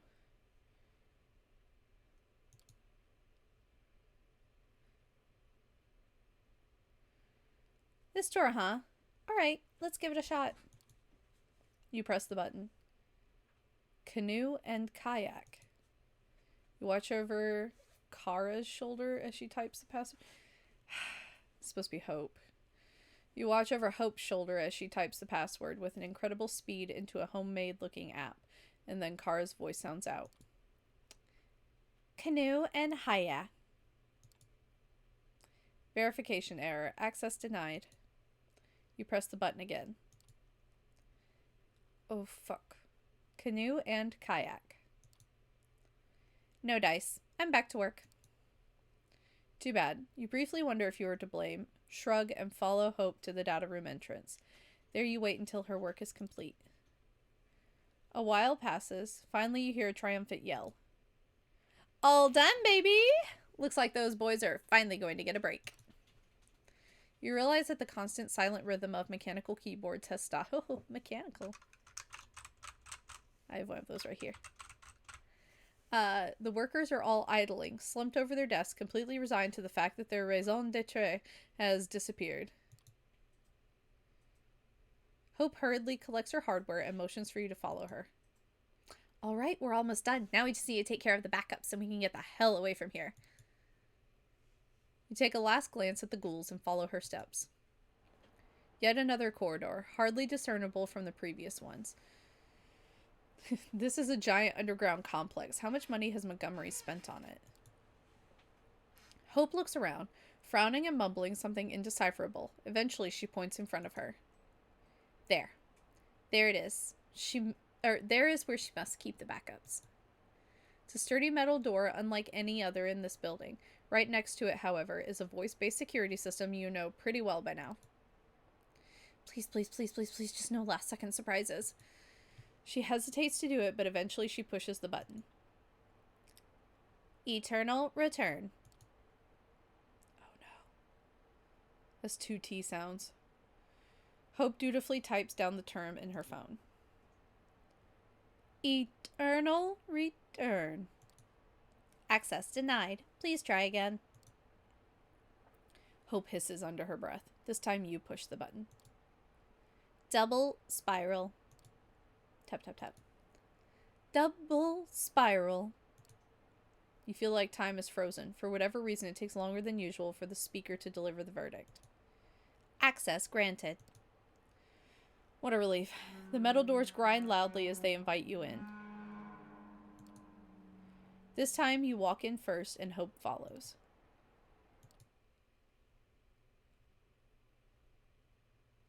Wait a minute. You recognize this place. It shouldn't be here, but there's no 2 ways about it.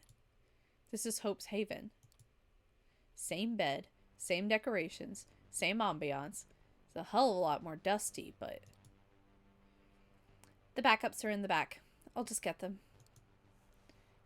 She seems a little sheepish as she approaches the double spiral devices and unpacks her own hardware to take care of them. You take in your surroundings.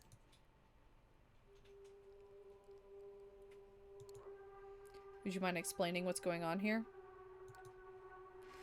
Hope sighs. What's there to explain? Just think a little. First explanation that pops in your head will probably be the right conclusion. She looks at you as if she was about to add something, then bites her tongue and gets back to destroying her rival's life. She makes it obvious she doesn't want to re-examine her past. You rest against the bed, quietly watching Hope's technological wizardry and wondering about her past relationship with Kara for who knows how long. Every second you spend here, you become more impatient to get out. Eventually, the devices surrounding the double spiral backup start disappearing into the bag they were taken out of. Looks like the process is nearing completion. You decide to approach the door before it does. However, before you even make a move, the doors begin to make a grinding noise. You freeze up, watching them open. Behind them stands the very person you were afraid to appear. That's the punk t-shirt you hoped you would avoid seeing tonight. Jesus fucking Christ almighty. Yeah, I think this is a duplicate place. Because it said that this room is more dusty. Hope raised her head and their eyes meet. Both of their faces momentarily turn to stone. Oh. You could pick out any emotion from their stares, and you'd probably be right.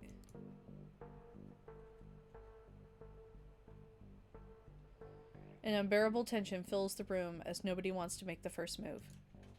Eventually, it's Hope who decides to break the stalemate by loudly pressing the enter button on her laptop, immediately dropping it into her bag. You doubt it's anything more than a provocation, the Malkavian letting her opponent know that she won. But it works. The noise makes Montgomery snap out of her stupor. You psycho. You fucking demented, vindictive psycho. The air turns thick with murderous intent. Hi. Hope pretends she hadn't noticed. Kara's bloodthirst becomes palpable. You were supposed to be on the other side of the city right now. At the meeting. I am notified about every failed voice authentication attempt. I got back here expecting to find some idiots still trying to make their way through the front. She looks around. But I never expected... Just... how? Hope reluctantly types something down on her phone. I'm the CEO of Double Spiral, and I endorse wrecking my shit. Kara grimaces at the sound of her own voice and quickly connects the dots. You fucking gremlin. How did you get your hands on that kind of tech? Even I. Company secret. Hope's provoking her. No two ways about it. Kara knows it, so she's trying to keep it cool. I built this paradise for you. For us. For yourself and nobody else. What happened to the Hope I used to know? She can't come to the phone right now. She's dead. I regret the day I let you into my life.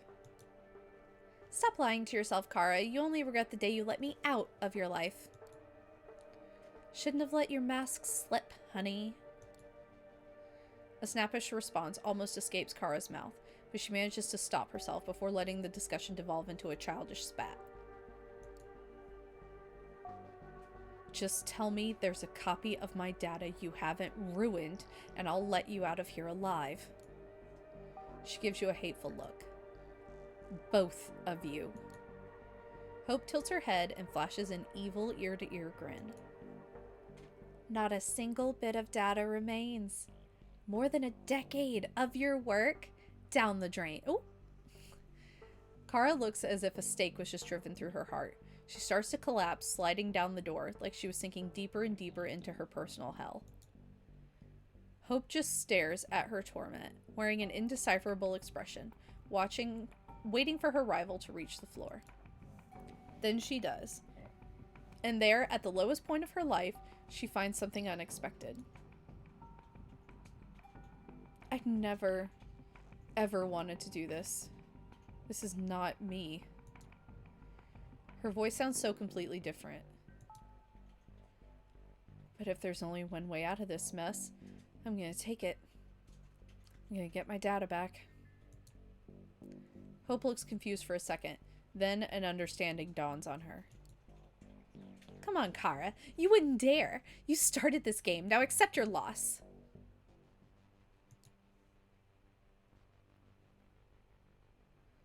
The game isn't over until all players are out of moves, honey.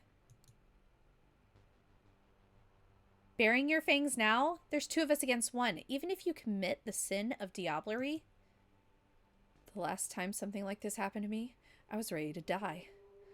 I think I'll take my chances.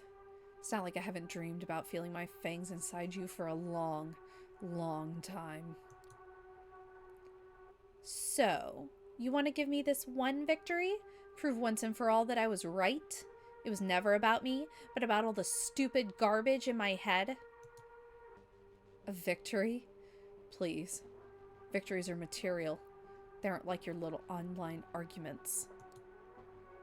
She's serious about this, Chethany. She wants to devour me as a whole, sacrifice her humanity in exchange for access to my soul and everything I know. Stay away, Chethany. You want money? Data? Domain privileges? A position at Double Spiral? Anything you want, you can get it if you just look the other way. Don't listen to this shit. The moment the prince finds out, it's final death. And Kara runs, her moves resembling a beast more than a human, immediately closing the distance to Hope. Then she jumps at the Malkavian like a wild animal hunting her prey. Hope instinctively attempts to defend herself, but is immediately overwhelmed. Laying on the ground, she looks like a deer in the headlights. Kara, on the other hand, looks like a bear ready to maul its victim. If you want to react, you need to do it now. We are not going to look the other way. You push yourself to the limit and let your powers take over. The world slows down, letting you run up to Kara and Hope in the blink of an eye. You immediately grab Montgomery by her clothes and attempt to yank her aside. However, the moment she recognizes your touch, she immediately attempts to swat you down. Despite your superhuman speed, she's still almost as quick as you. Her limbs keep zooming wildly towards your vital areas. You dodge every one of them, but each time feels like narrowly jumping out of the way of an oncoming truck. You back away. Better try something different before she gets lucky and hits you.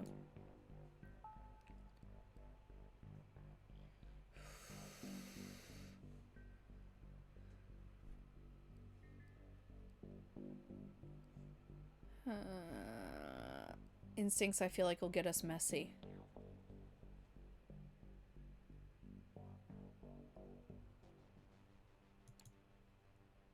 Wait. There's no point to just rushing in blindly. Kara's like a feral animal right now. You don't wrestle with those. You use tools to overwhelm them. You look at Hope's bag. Could any of her devices help? No, no way in hell. Think harder. You look at the bed, the pillows, the canopy, hooks hanging down from the ceiling. Bingo. You grab one of the hooks and yank the chain. It's long enough for your idea to work. You run up to Kara, who's about to maul Hope like a wild animal. Then you stab her with all your strength. The hook gets deep under her skin. Kara yells, but there's more surprise than pain in her voice. You quickly wrap the chain around her a few times, then you step back and start pulling it with all your strength. Kara's taken by surprise, still not understanding what's going on. She loses her balance and gives her victim a chance to escape. Hope takes it. Still dazed, she takes a second to understand the situation, but when she does, she runs up to you and starts pulling the chain with you. Ah! You'd never handle her alone, but Hope displays surprising strength while pulling the chain. A minute later, she's hanging above the floor like a butcher's carcass. The end of the hook is stuck in her chest, and it's sinking deeper as she struggles. However, she's flailing so wildly she might free herself before it puts her out of commission. Ah! You use one hand to desperately search for something that can help you under the bed. Belt, a handcuff, a whip. A giant cattle prod. You have no time to act bemusely. You put it to her head and turn it on. Ah! The device must be modified. The power current is so powerful, it causes scarring almost immediately. She's getting weaker and weaker. Ah! Ah! It takes Kara a while to accept defeat, but eventually she does. Her body seemingly lifeless, her head hanging down. She looks like a grotesque portrait in defeat. The hook must have reached her heart. It takes Hope a long time to collect herself. Eventually she manages to speak up. Guess we've gotten up to this point, huh? Just like Kara before, Hope starts to talk in a completely different way than she usually does. You have a bad feeling about this. You want to add my data to yours? You know, I can grant your wish, except not the way you've imagined it. Hope starts mumbling and circling around Kara. For the first time since you've met her, she acts like she doesn't have her phone in her hand. This violent aura. The Malkavian looks deeply into your eyes, and she knows you know what she's tempted to do. You silently beg for her to not do it. It doesn't feel right. She makes her decision. She smiles beneficently, and it feels purposely fake. Be my witness. I haven't harmed her. You left her here with me, and you have no idea what happened next. Her voice is still changed from what you're used to. She's not having fun. She's driven by malice. I've disabled security, so you're free to leave now. Call me whenever you need me. I'm part of your coterie now, so I'll repay my debts or whatever. You give her a suspicious glare. It doesn't faze her, though. I've still got some unfinished business here. She turns to Kara's listless body.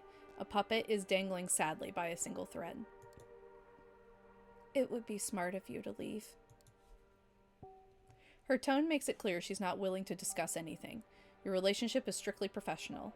You sigh, shrug your shoulders, and head out the way you came from.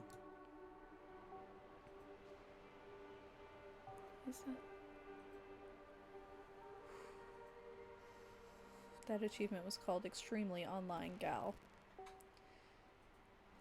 The lights of New York welcome you above ground. See you soon, Hope. Hope you don't get into trouble. You try to celebrate the new addition to your coterie, but Kara's face appears before your eyes over and over again, making your victory bittersweet.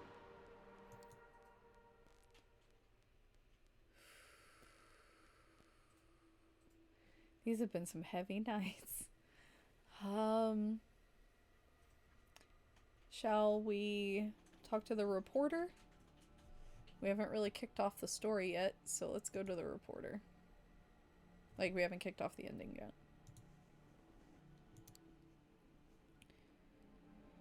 The streetlights filter into the apartment in a stark white glow, as if someone were shooting a movie outside. The art pieces display a tasteful expense entirely fitting the image you have of Sophie. It feels as if 1,000 sins have been committed on these premises, most of them under her benevolent hospitality. Sophie comes to greet you as you enter the living room, shaking her head. You understand that people judge me based on how you dress, don't you? Sophie looks at your clothes as if resigned to your sartorial limitations.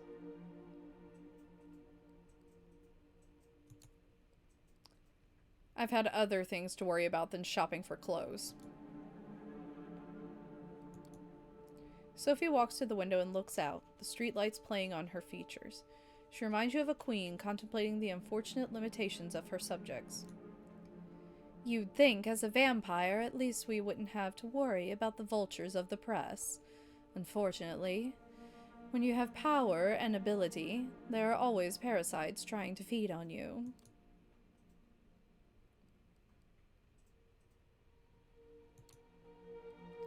Is there a reporter after you? Yes, a terribly persistent creature. Sophie steps away from the window and settles down on a sofa, a wine glass with red liquid in it. Blood, treated as not to spoil. You become good at noticing the scent, even from a distance. She doesn't offer you any as you cautiously sit down across from her. This awful man has been stalking my apartment with a camera. He's gone through my trash, talked to my neighbors. Please be a dear and explain to him that there's nothing for him here.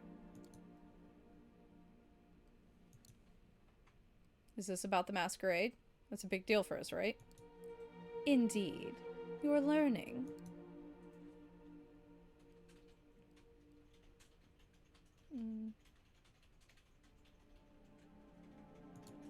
Isn't this dangerous for all kindred?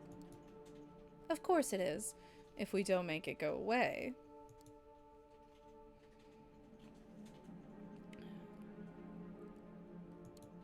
Do you know anything about this reporter? Man, woman, young, old, anything like that? Should have been another comma. All gossip reporters look the same to me. Time for you to go. I have business to attend to. You leave the apartment as Sophie disappears into another room. You don't have a clear idea of the game she plays with the city's mortals and immortal power structures. She always seems to be making a move. Sorry, y'all. I'm emotionally drained after Hope and D'Angelo's stories. Whew. It was not where I was expecting today's game to go. It's just a lot. Ah.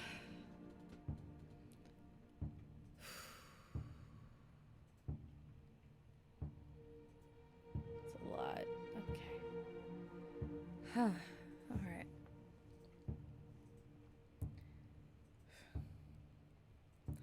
Outside on the street, there's a slight warm drizzle. The kind that gets under your clothes and makes you want to take a shower when you get back to your own haven. No reporters immediately jump out to you.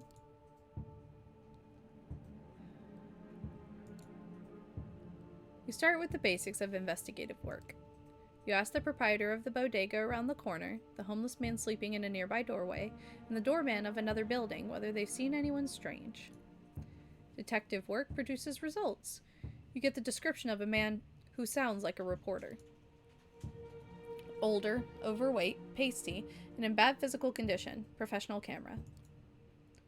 Once you know what you're looking for, it's not difficult. You spot a man who matches the description and follow him.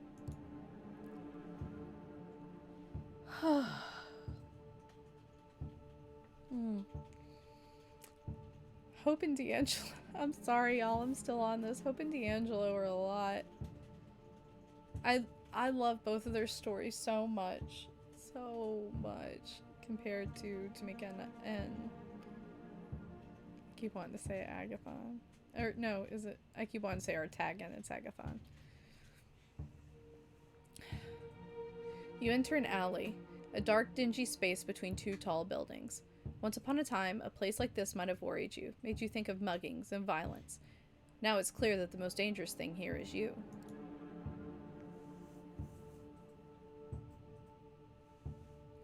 The man you are following seems to realize this too.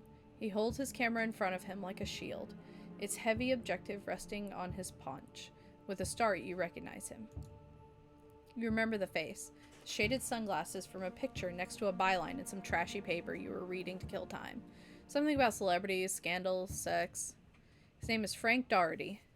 You saw him on the street one time with a camera outside a nightclub, probably waiting for someone important to come out so he could take their picture. What voice did we give him?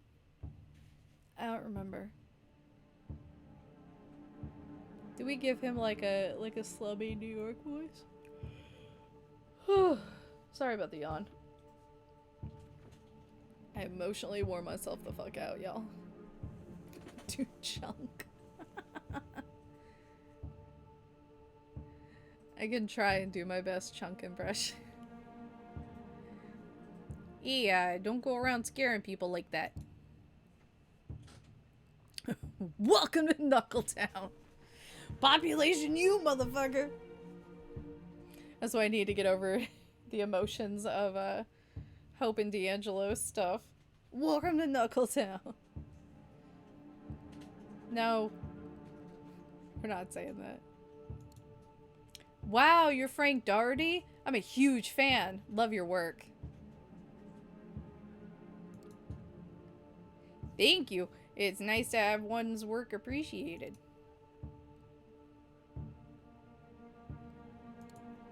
A lot of scoops here in this dirty alley? You can't be a journalist if you're not willing to get your hands dirty. You live here? Working on a story about a local resident, not restaurant. Her name is Sophie Langley. Everybody knows her in high society circles. She's a redhead. Pretty as a picture. There were a lot of pictures of her through the years.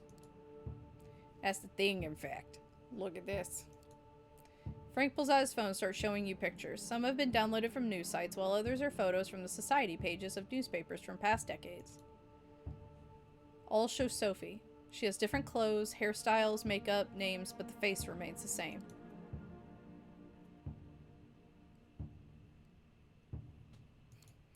They're all hot. Other than that, I'm not sure. Come on, look at the face. It always stays the same.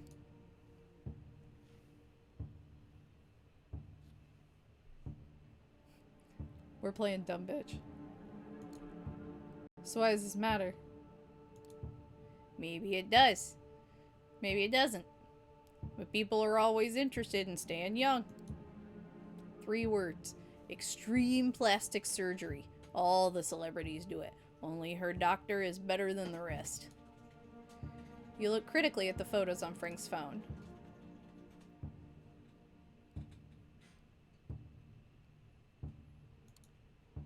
You're thinking the world's best plastic surgeon is working out of this alley? Okay, fine. I don't know what this is about. So how would you explain it?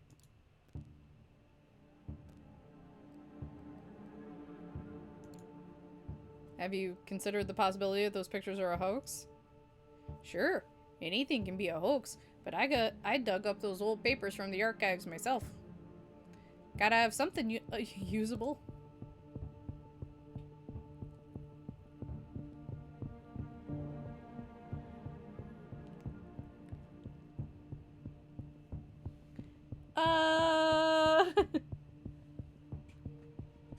You know what? We're Brujah. Sorry, legal action is that's the Ventru answer. I will sue you. The powers of the blood make kindred fearsome killers. Looking at Frank, you decide that you can administer this beatdown without help from your undead nature. That drum that just kicked in has given me anxiety. Big same!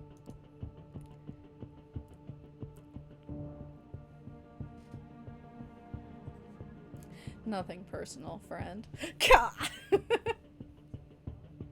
I kind of like the first one The first one might be a little cringy, but I like it. I like being a rude fuck like this. I kind of like nothing personal, friend. It's Chethany, so too. I like nothing personal. It's so cheesy. He's been hanging out with D'Angelo. We gotta give him some cheesy responses. Nothing personal, friend. You punch Frank in the mouth. Perhaps the most important thing about your new vampiric existence is getting used to violence. You have to hunt, defend yourself. Frank falls down on one knee. This is not defending yourself. Please, don't. You smack Frank across the face. You feel his perspiration sticking to your skin. Blood wells from his mouth, and you have a sudden urge to bite down and drink. Sophie probably wouldn't appreciate a corpse in an alley next to her home, so you restrain yourself. Frank is on all fours on the wet ground. You pick up his camera and casually fling it against the wall. The telephoto lens breaks off. Oh my god, please don't!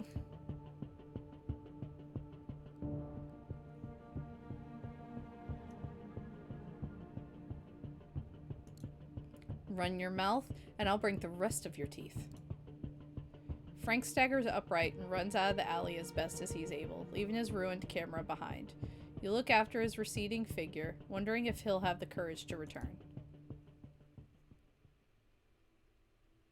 Time to take a nappy nap. It's only 12. We've only been doing this for 2 hours, and I feel like we have covered like 5 hours worth of content. And that's even with me getting distracted with my duck and cow dice. It's been a lot, y'all. It's been a lot. By the way, just because I noticed it on my desk, for anyone who is fans of Critical Role, I have this tea. It's called Long May He Reign. It's Molly Mock tea. And Molly Mock tea leaves. But no, it's it is a blue. It comes out blue, and you add lemon juice to it, and it turns like pinkish purple.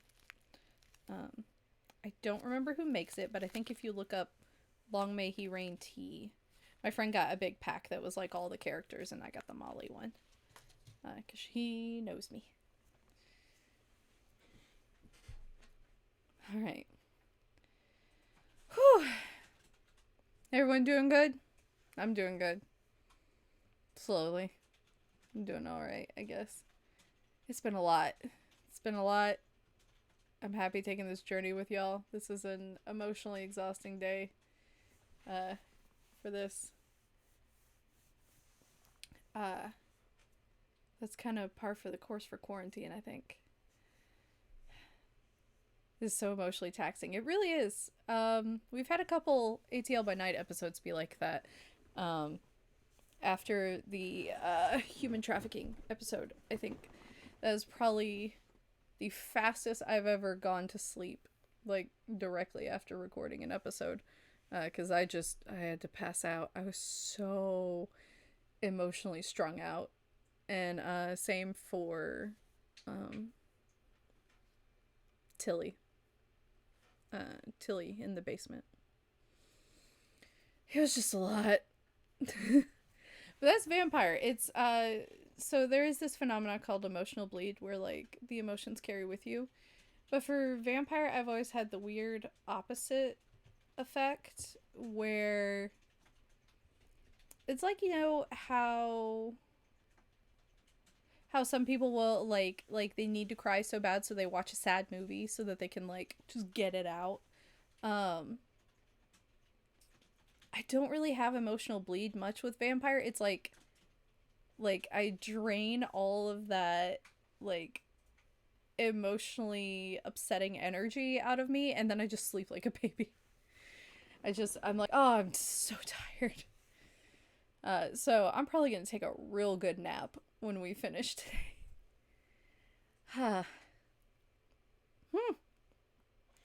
You come back to your haven after a long night out. Right before you open the door, you notice something strange.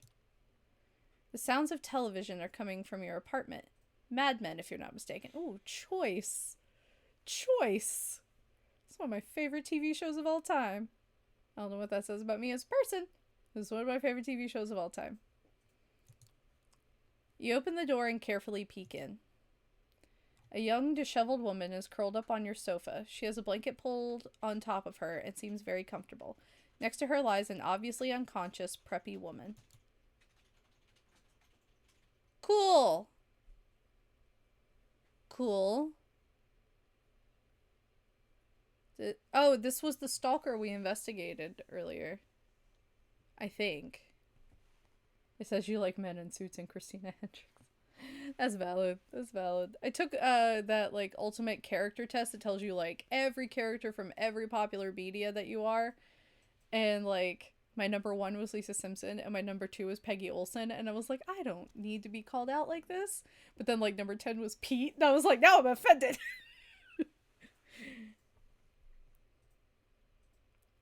Like it's a call out to call me Peggy. It's a read to call me Pete. All right. The woman reaches for the remote and puts Mad Men on pause. Oh, it's the DVD. Try chic. That quiz says I'm Doctor Strange, which, like, no. For some of comic Doctor Strange, I could see that. I could see that. Just like that, the drive that's there. I can kind of see it. It's a little off, but I could kind of see it. You weren't home, so I started without you. You know, Netflix and chill. It is on Netflix. Ooh, I should watch some more Mad Men. Join me. There's space on the sofa. I brought us a snack. You enjoyed it the last time.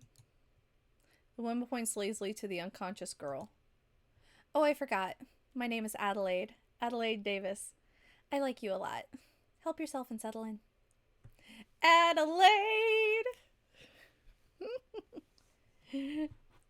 Emily, where are you in the chat? Her name is Adelaide.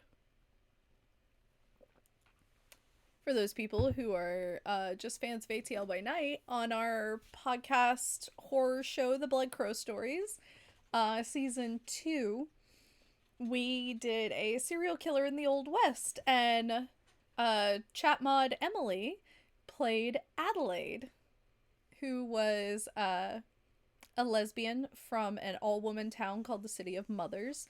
And she was a sheriff, and one of her wives was the actual sheriff, but they had a little poly trio, and they ran the town, and Adelaide was a boss. I don't think we pursued the stalker in Lamar's line. We didn't. We pursued her one time here and met her, because I remember the fox neck piece. But this is only the second time we've seen her. But yeah, wherever Emily is, this character's for you.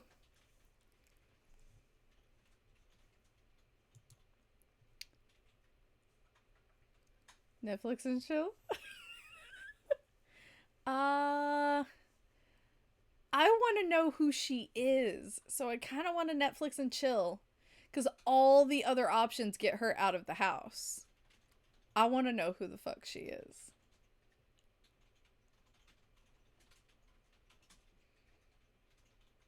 Let's go ahead, bang your stalker. Make bad choices. Sarah's having network issues, lol. Emily, her name is Adelaide. I feel like it is in Chethany's wheelhouse to make some bad choices. So let's do it. Let's fuck it. Netflix and chill. Emily, I was telling everyone how you played Adelaide in the Blood Crow Story season 2. And this character's name is Adelaide. So, I get excited whenever I hear the name Adelaide, because Emily just did such a wonderful job as Adelaide. Adelaide made space on the sofa as you sit down between her and the unconscious mortal. You lean to drink from the girl as Adelaide uses the remote to turn Mad Men back on. The girl moans sleepily as you drink from her, but doesn't wake. Her blood tastes pleasant and unhurried, a far cry from the adrenaline of blood you get by hunting a victim who knows you're coming. As you lick the girl's wound closed and sit back on the sofa, Adelaide lies down and rests her head on your lap. Isn't this nice?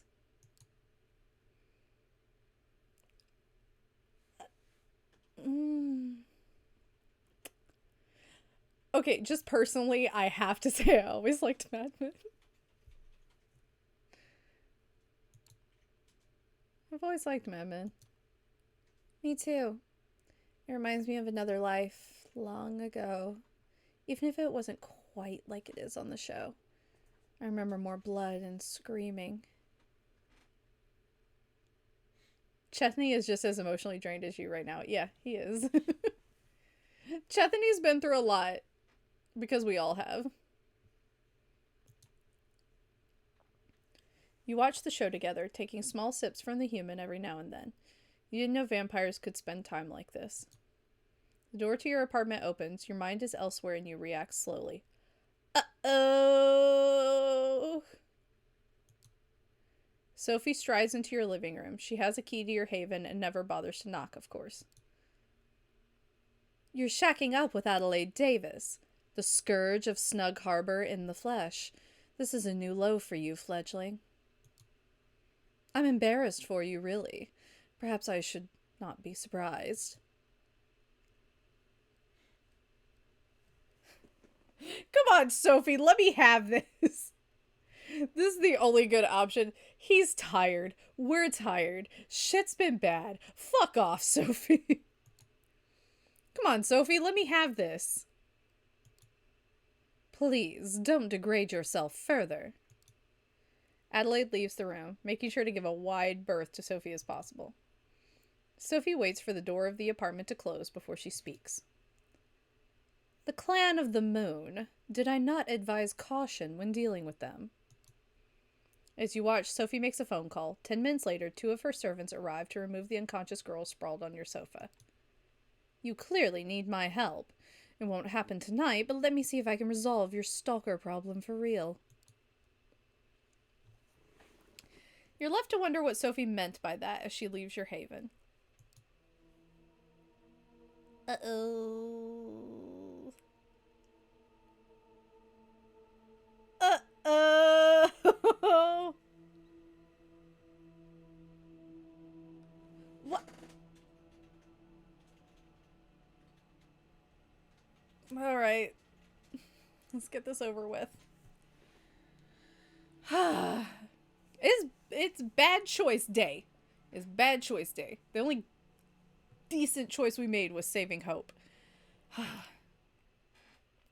Visiting Elysium with Sophie is always a humbling experience. She's connected, well-known, important. You're a nobody. You've always known this, of course, but it's especially apparent when you arrive with her. Everyone notices her, and she drinks it in like it's her birthright. That's Adelaide Davis. Let's go say hello. You spot the woman Sophie is referring to. Adelaide, your stalker, intense, disheveled, young-looking. A Malkavian, if you've understood correctly. As you approach, Adelaide smiles at you, with a darting look of distaste towards Sophie.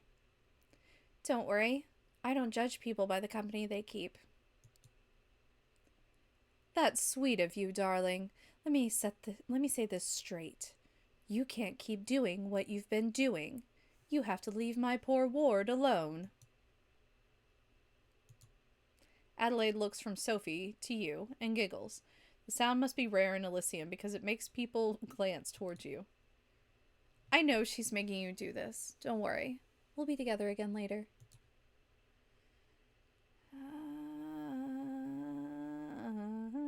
Chethany has a thing for Malks. Is that me projecting or is that just this game?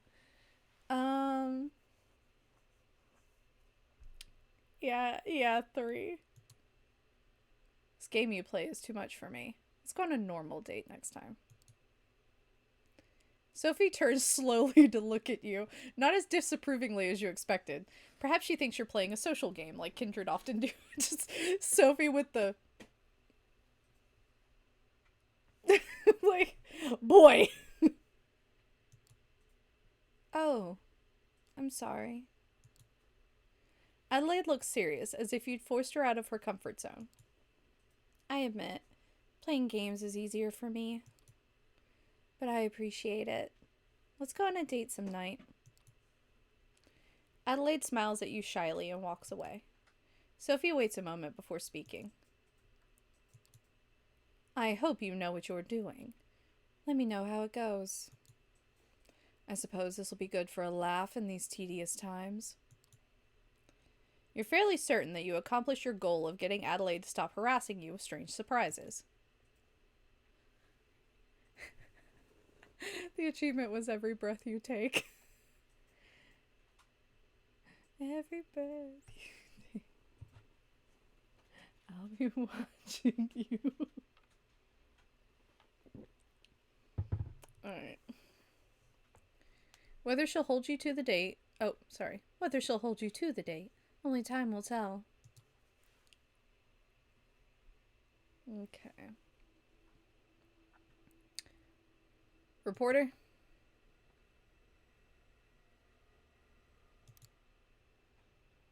Chethody. Bold of you to assume I ever know what I'm doing.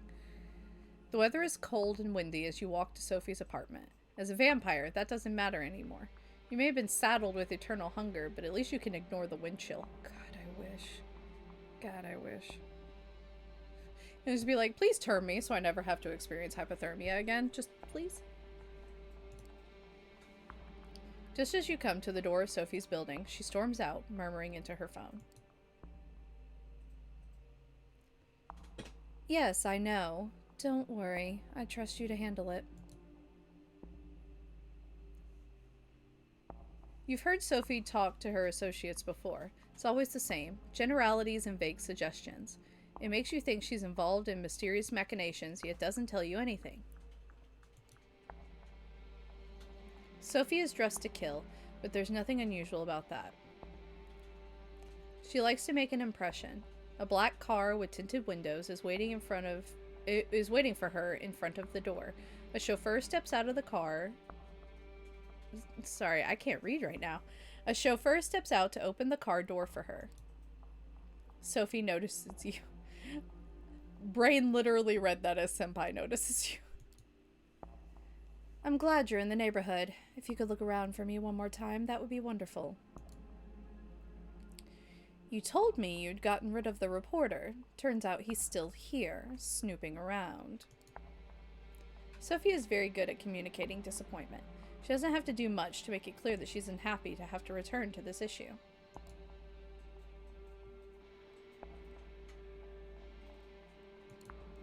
I'll take care of it. After tonight, he won't trouble you anymore.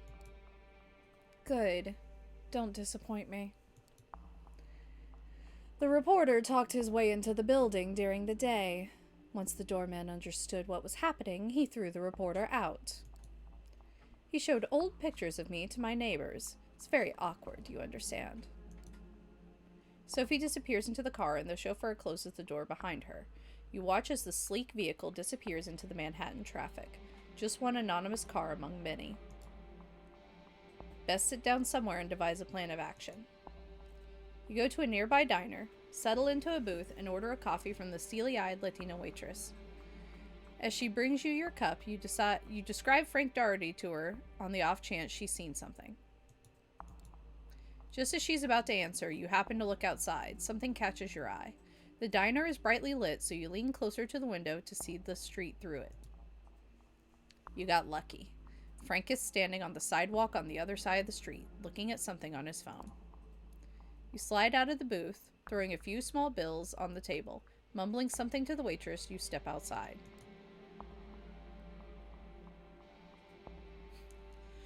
Just, hey, motherfucker. Frank will run. So, let's follow him back into an alley. For a reporter, Frank isn't terribly observant. You keep your distance, hiding behind people and cars, but he doesn't look around. It seems like he wants to find a private nook to inspect the photos he took tonight. An alley. He ducks in, and you follow. Oh my god, it's you. Please don't hurt me. Frank cradles his new camera in his arms, terrified of what you will do to him. Don't worry. Last time you were stupid, but this time you won't be, right? Right. Please. Just tell me what you want.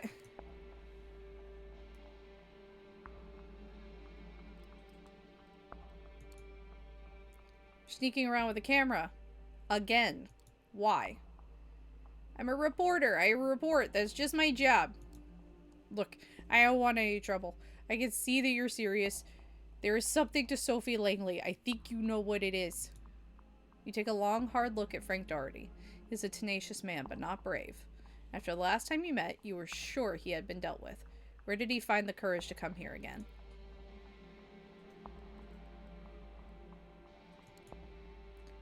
I like you, Frank. You don't give up. What's your real angle here? Everybody plays an angle. That's one of the things you learn in my profession. You're smart. You know that there will be others after me. If there's a real story, they'll come find it. Your best shot is with a friendly reporter, someone you can trust. Someone like me. So what do you say? Get ahead of the story. It'll be good for you and Miss Langley, too. You almost believe it, but something about Frank feels off.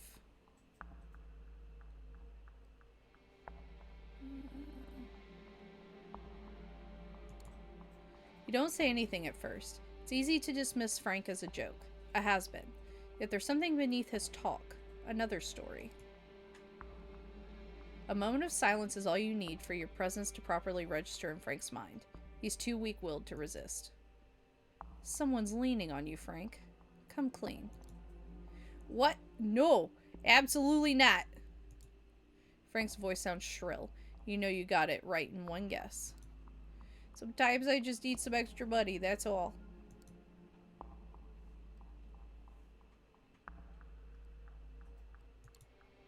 Where's this extra money come from?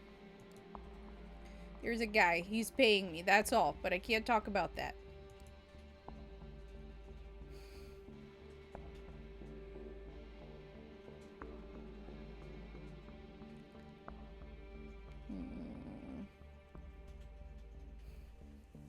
I don't want to kill Frank.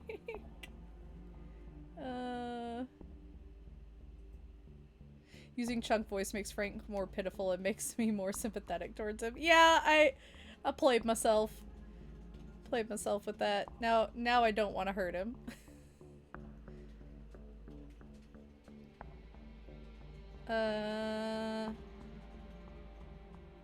Did we... Last time you scared him off, there's another option to run into him you didn't get to explore. Let's offer for him to work for us. We didn't do that, and that sounds interesting. Tell you what, Frank. I'll make this easy for you.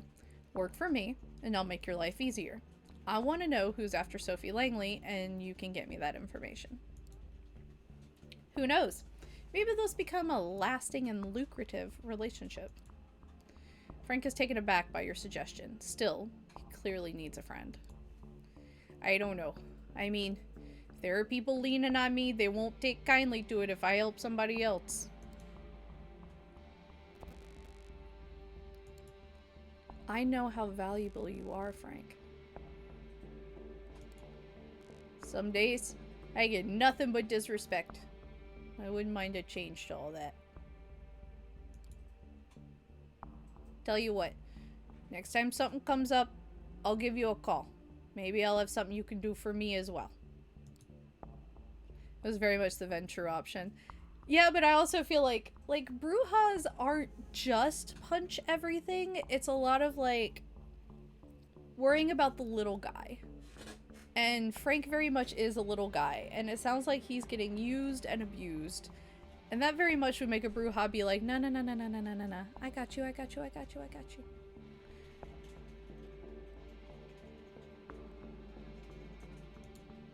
Quid pro quo. What else is there? Appealing to the work for someone who respects you is very Brujah. It is. I am a pro. Frank hesitates for a second, as if he was going to say something more. He takes one last look at you, turns and leaves the alley, disappearing into the crowd. You're left wondering whether that was a good choice. Frank is not reliable, that much is clear. But perhaps you can benefit from him anyway.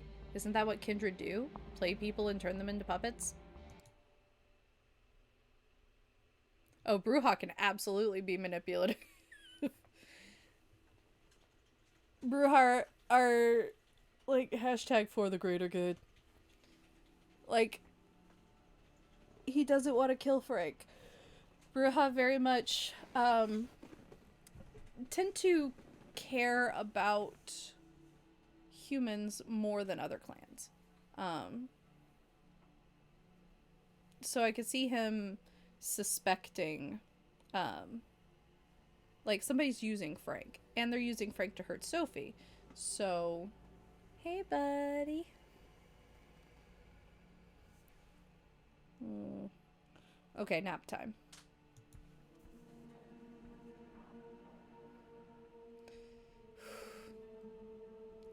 Sophie requests your presence tonight, and it seems urgent. You find her already waiting for you and clearly pondering something. It takes a few minutes of awkward silence before she speaks. There's a lot of awkward silence in this game. I require your assistance, Chethany. There's a matter of great importance that I need you to resolve for me. I need to ask you to resolve for me. You will find what I'm about to say surprising, I'm sure, but I need you to hear me out. I need you to contact an important anarch figure in New York City and arrange a meeting for us. Yeah, now we're on track to the ending.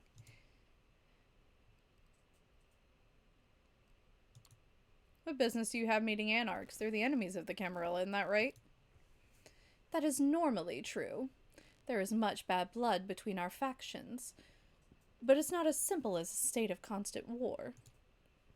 You will find that with this, as with many other things, the Camarilla's policies have more than their share of hypocrisy inherent in them. It comes hand in hand with using medieval power structures. What we are forbidden to do, the prince may do willingly. Some of these things can be done in the open, while others are kept secret so as to not invite discord and discontent. That was a big hint right there. Ooh. Ooh, that was a big hint. Ooh. I need to contact a man named Torque. He's an influential member of the movement and, like most of them, very suspicious of the Camarilla. That's why I'm sending you to extend my invitation. Why are you sending me? Why not go yourself? Because the Anarchs see me as too rooted in the Camarilla. I am well known, and they will be too skeptical of me. Torque equals Fatty number 2. Yeah. Like, let's be honest, he is. From my limited sources adjacent to the movement, I've gathered that your best chance to speak to Torque is to first meet with his right-hand woman, Mia. She's a regular at a club called the Leech Pit. I think it would be best if you presented yourself as an anarch hopeful, a fledgling looking for a place of belonging. Only after you talk to Torque should you mention my name and the meeting.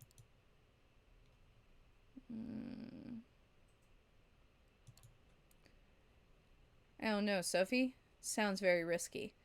What if they've heard of me? What if I slip up and mention you by accident? I leave the approach to your discretion, but know that you have to accomplish this on your own. I can't involve myself as there is too much at stake. After tonight, I suggest that we do not speak of this again until you arrange the meeting. There are many who would jump at the chance to use this against us. With Kaiser, you have proven you can get the job done, even if it requires additional legwork. I trust you to deal with this task as quickly and covertly as possible. Forgive me, but that's all the time I can spare tonight. What I'm asking of you is just part of a bigger whole. Trust me, it'll all be worth it.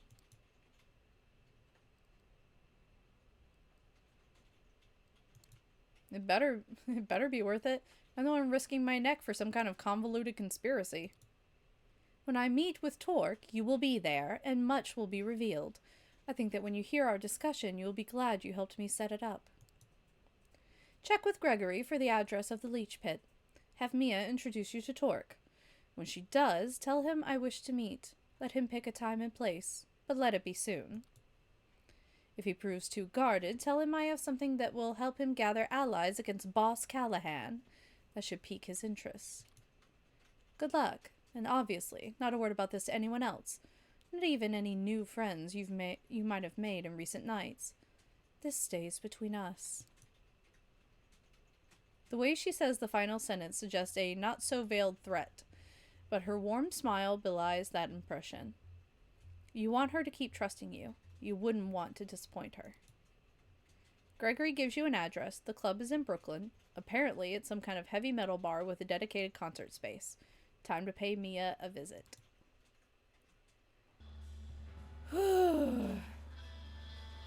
Stressful day.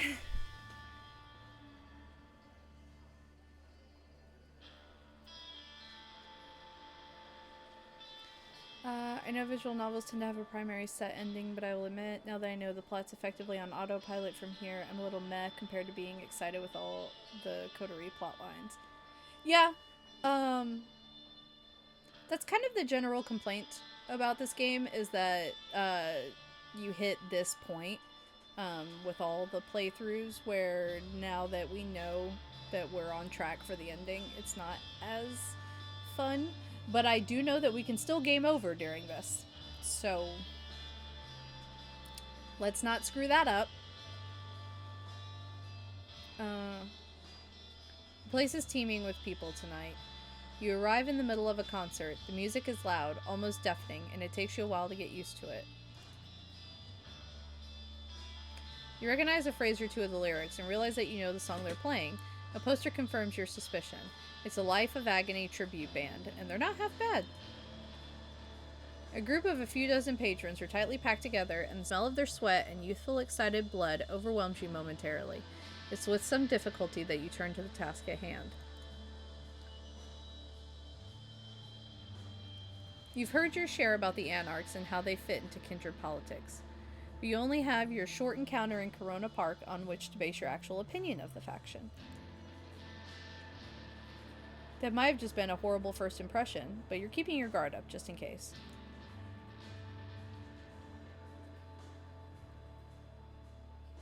We asked for Mia directly last time. Let's mingle. I think. You take a walk around the club. There are a few side rooms and a spacious bar area. You listen in on conversations taking place with voices hoarse from shouting, walking in on a particularly sloppy threesome in the bathroom, and eventually hit the dance floor for a better feel of the place. As the concert comes to an end, you witness one of the guests, a feisty-looking girl, getting into a scuffle with a much larger drunk guy. She doesn't seem to appreciate him reaching around her waist, slapping him with an audible crack that sends him to the ground unconscious. Yo! Two bouncers break up the crowd and pick up the drunk to carry him outside, without so much as questioning the woman. You get an inkling that she might be who you were hoping to find. You approach her, and as she's about to leave. Yeah? The fuck do you want? She's still seething and bares her teeth for just a moment, but you've learned what to look for in kindred. You're pretty sure she's one of you.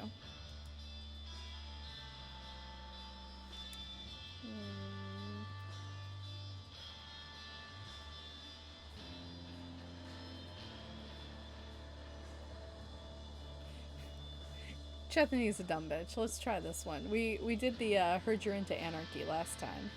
I'm pretty sure. Kind of new to this whole being dead thing. Care introducing me to the way you anarchs handle it? Seriously? That's the best line you came up with? She doesn't smile, but she doesn't hit you either. Follow me behind the bar. Yeah, cute Beetlejuice. The whole being dead thing. She leads you through the bar to a back door that leads into a side room. Indie metal band posters are plastered on every wall. Some of them 20 or more years old, judging from the tour dates. Oh, this set's really cool. I'm taking a second to look around. This is neat. Okay. An old sticky table and some rickety chairs are the only pieces of furniture here. Sit down. Why don't you sit down? Sure.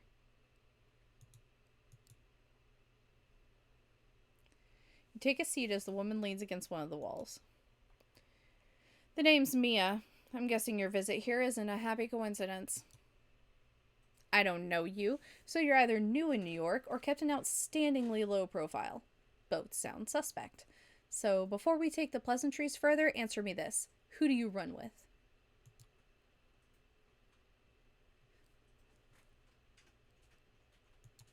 I'm independent. I don't bow to anyone. Isn't that adorable? Listen, fledgling, you don't get to be this fresh in the game and not pick a side. Those Second Inquisition fucks are all too happy to pick on delusional kids like you. So are the cams. They offer you rewards aplenty for your servitude, but never actually deliver. Fortunately for you, there's another option. But before I get to that, let's get one thing out of the way. She leans in. If this is some clever ploy to oust me from my domain, or if you're just here to spy on me and the movement, I'll make sure you don't enjoy undeath much longer. Got it? You can tell it's a purely rhetorical question. Right. Here's the pitch.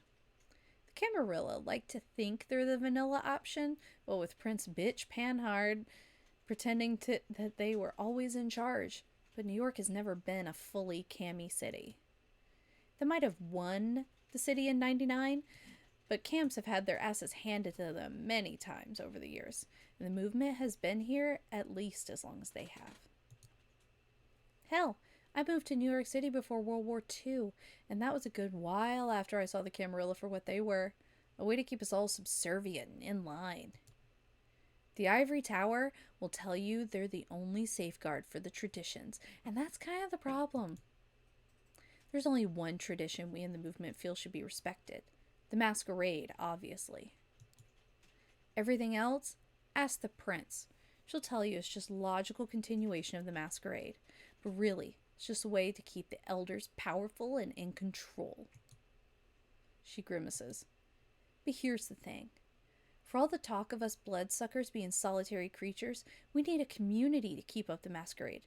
Community, yes, but authority, not so much. God. Anarch shit. We need a council of peers to keep the assholes and power-drunk fledglings in check, but not a feudal prince to tell you where to feed or who to hunt down when they step on our toes. So instead you have barons. She takes a brief break from her indignant rant.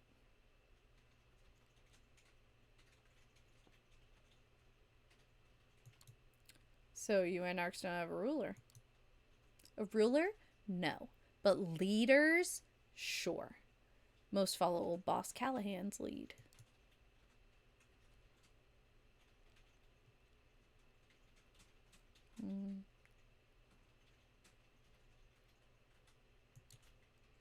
You make it sound like it's most, but not you. Yeah, not me. If you're concerned about being well received in this city, you might need to go through Callahan. But if you're serious about the Anarch cause itself, he's not your guy. Callahan eats up fledglings like you and shits out self-preservation. His position as Baron is mighty shaky now, not least due to the fact he's backstabbed more than his share of allies. So he's doing what any other old fart in a position of power would do. He's doubling down. Negotiations are out, intimidation is in. Tightening ranks as a precaution against the Second Inquisition. She surprises you by hacking and spitting on the ground in disgust. If you've spent some time with the Cams, that should sound familiar to you. He's no better than Panhard and her cronies at this point. No. You need to contact Torque. And when you know it, it's your lucky night because I'm the lick to do it through. So, Mia had to do it to him?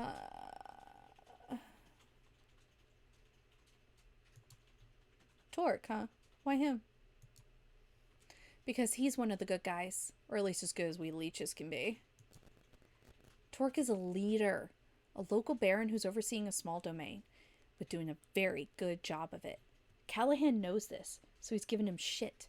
Torque is taking it like a champ.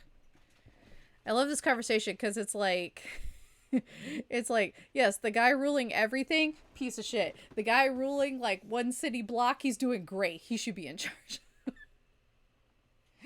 I see that kind of shit all the time. This person who has a very, very minor job, but they're doing it well, they should run the whole thing.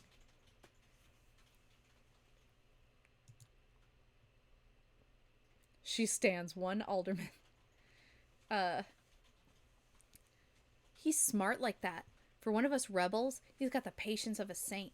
Makes you think back on how things used to be the way back when, if the stories are to be believed. Anyway. You want to meet him? I'm going to require a show of goodwill first. Or I can just ask elsewhere. She'll kick my ass. That's fair. What do you have in mind? She flashes you a mischievous half smile. I appreciate your readiness, but I don't have the details just now. Ask for me at the bar when you're able. I'll leave something for you, and we'll take it from there. Now come on, I gotta go. She walks you out of the bar, and you go your separate ways. Seems like there's nothing more to do than return here later and see if Mia can help you contact Torque.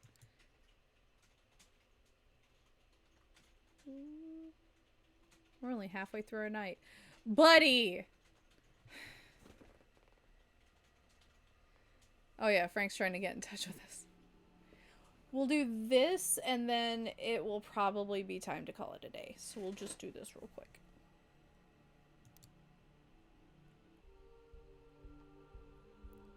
Visiting Sophie's Haven, the doorman stops you. You've been here enough times that he recognizes you and says there's a note left for you. You ask about the person who left the note, and the doorman gives a description that can only be Frank Doherty, the reporter. Once you get the note, you step aside to read it. I have what you asked. Everything, all the details. This is crazier than you imagine. Come to meet me at the Beautiful View Motel in Queens. I'm waiting for you. The note is unsigned. On impulse, you return to the street. You didn't have anything important to do with Sophie anyway. It could be much better to come back with real information.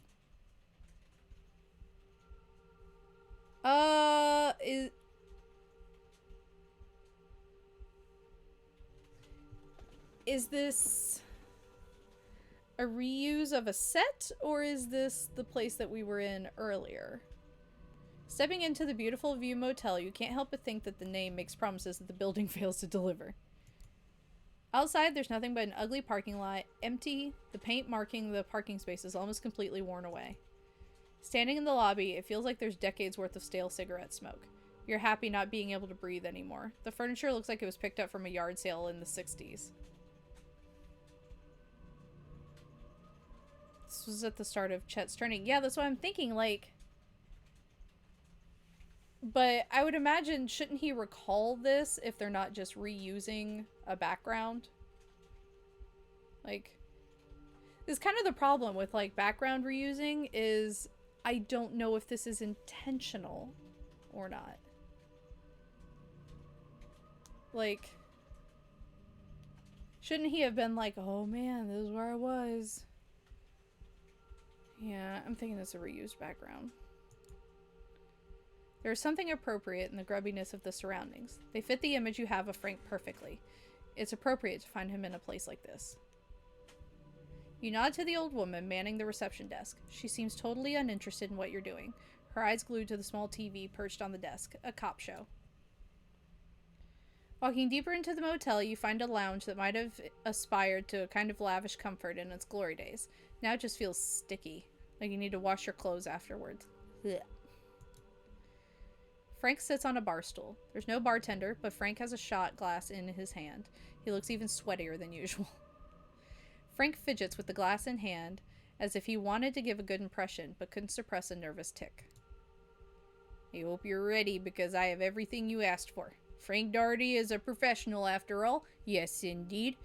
They try to smear my name, but I get the story. You look nervous. You'd be nervous too if you've been fucked over as many times as I have. Once they think you're a bad guy, they'll just start making up lies about you. Doesn't matter what's true and what isn't. Frank is coming with facts today.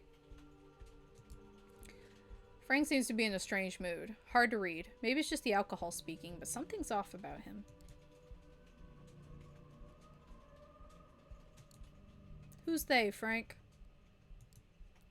Everyone. All those assholes who thought they were smarter than me. If you're a reporter, you make mistakes. Everyone does. You make enemies, you get your facts wrong. So why was I singled out? You're not sure you can get anything out of Frank. He's thrown himself into a pity party and decided to invite you. You decide to try one more time.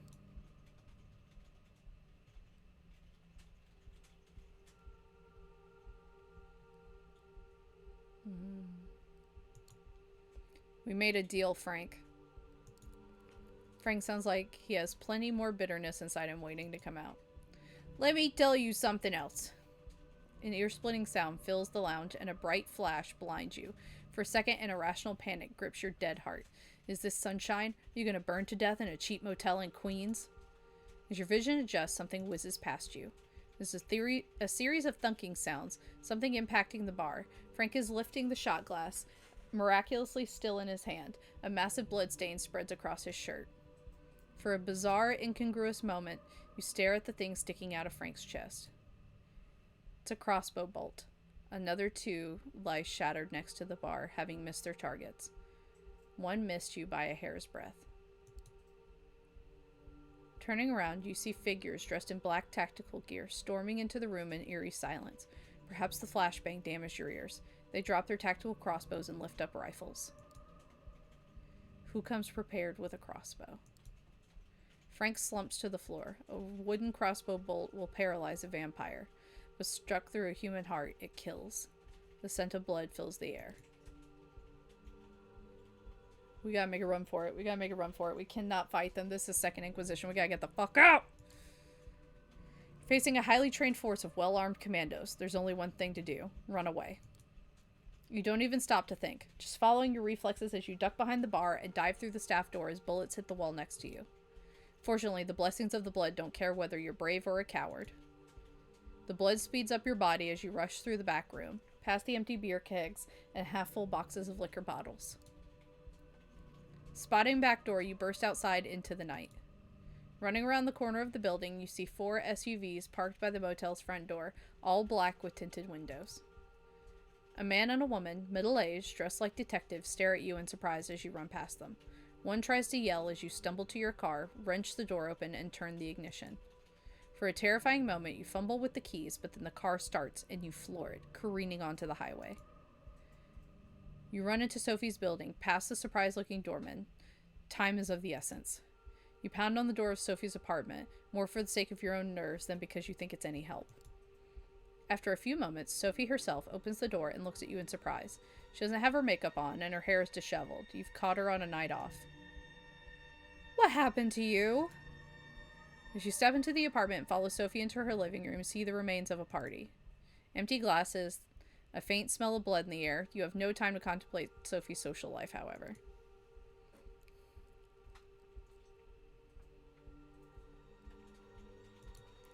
It was an ambush. They were prepared. You're compromised. Oh, fuck. For a moment, Sophie's facade cracks. She looks tired, and then she rallies herself. Sit down and stay calm. I'll check whether this apartment is still secure. You sit down, suddenly conscious of the vast gulf in the experience between you and Sophie. She manages to stay alive for a very long time and knows how to survive. You only hope that you'll survive along with her. For the next hour or so, you sit on Sophie's sofa, answering minute questions about Frank and the commandos who assaulted you. At intervals, she makes murmuring phone calls to mysterious contacts. After a longer while, Sophie lets you go. You should be safe. And more importantly, I should be safe too. I've taken measures to secure both of our havens, but keep your eyes open nonetheless. Oh, journalistic intervention was the achievement. R.I.P. Frank. You leave Sophie's apartment wondering whether you'd survive another ambush like this. I think that's a great place to leave off. We have got numerous people killed today. Shit has gotten very serious, very draining.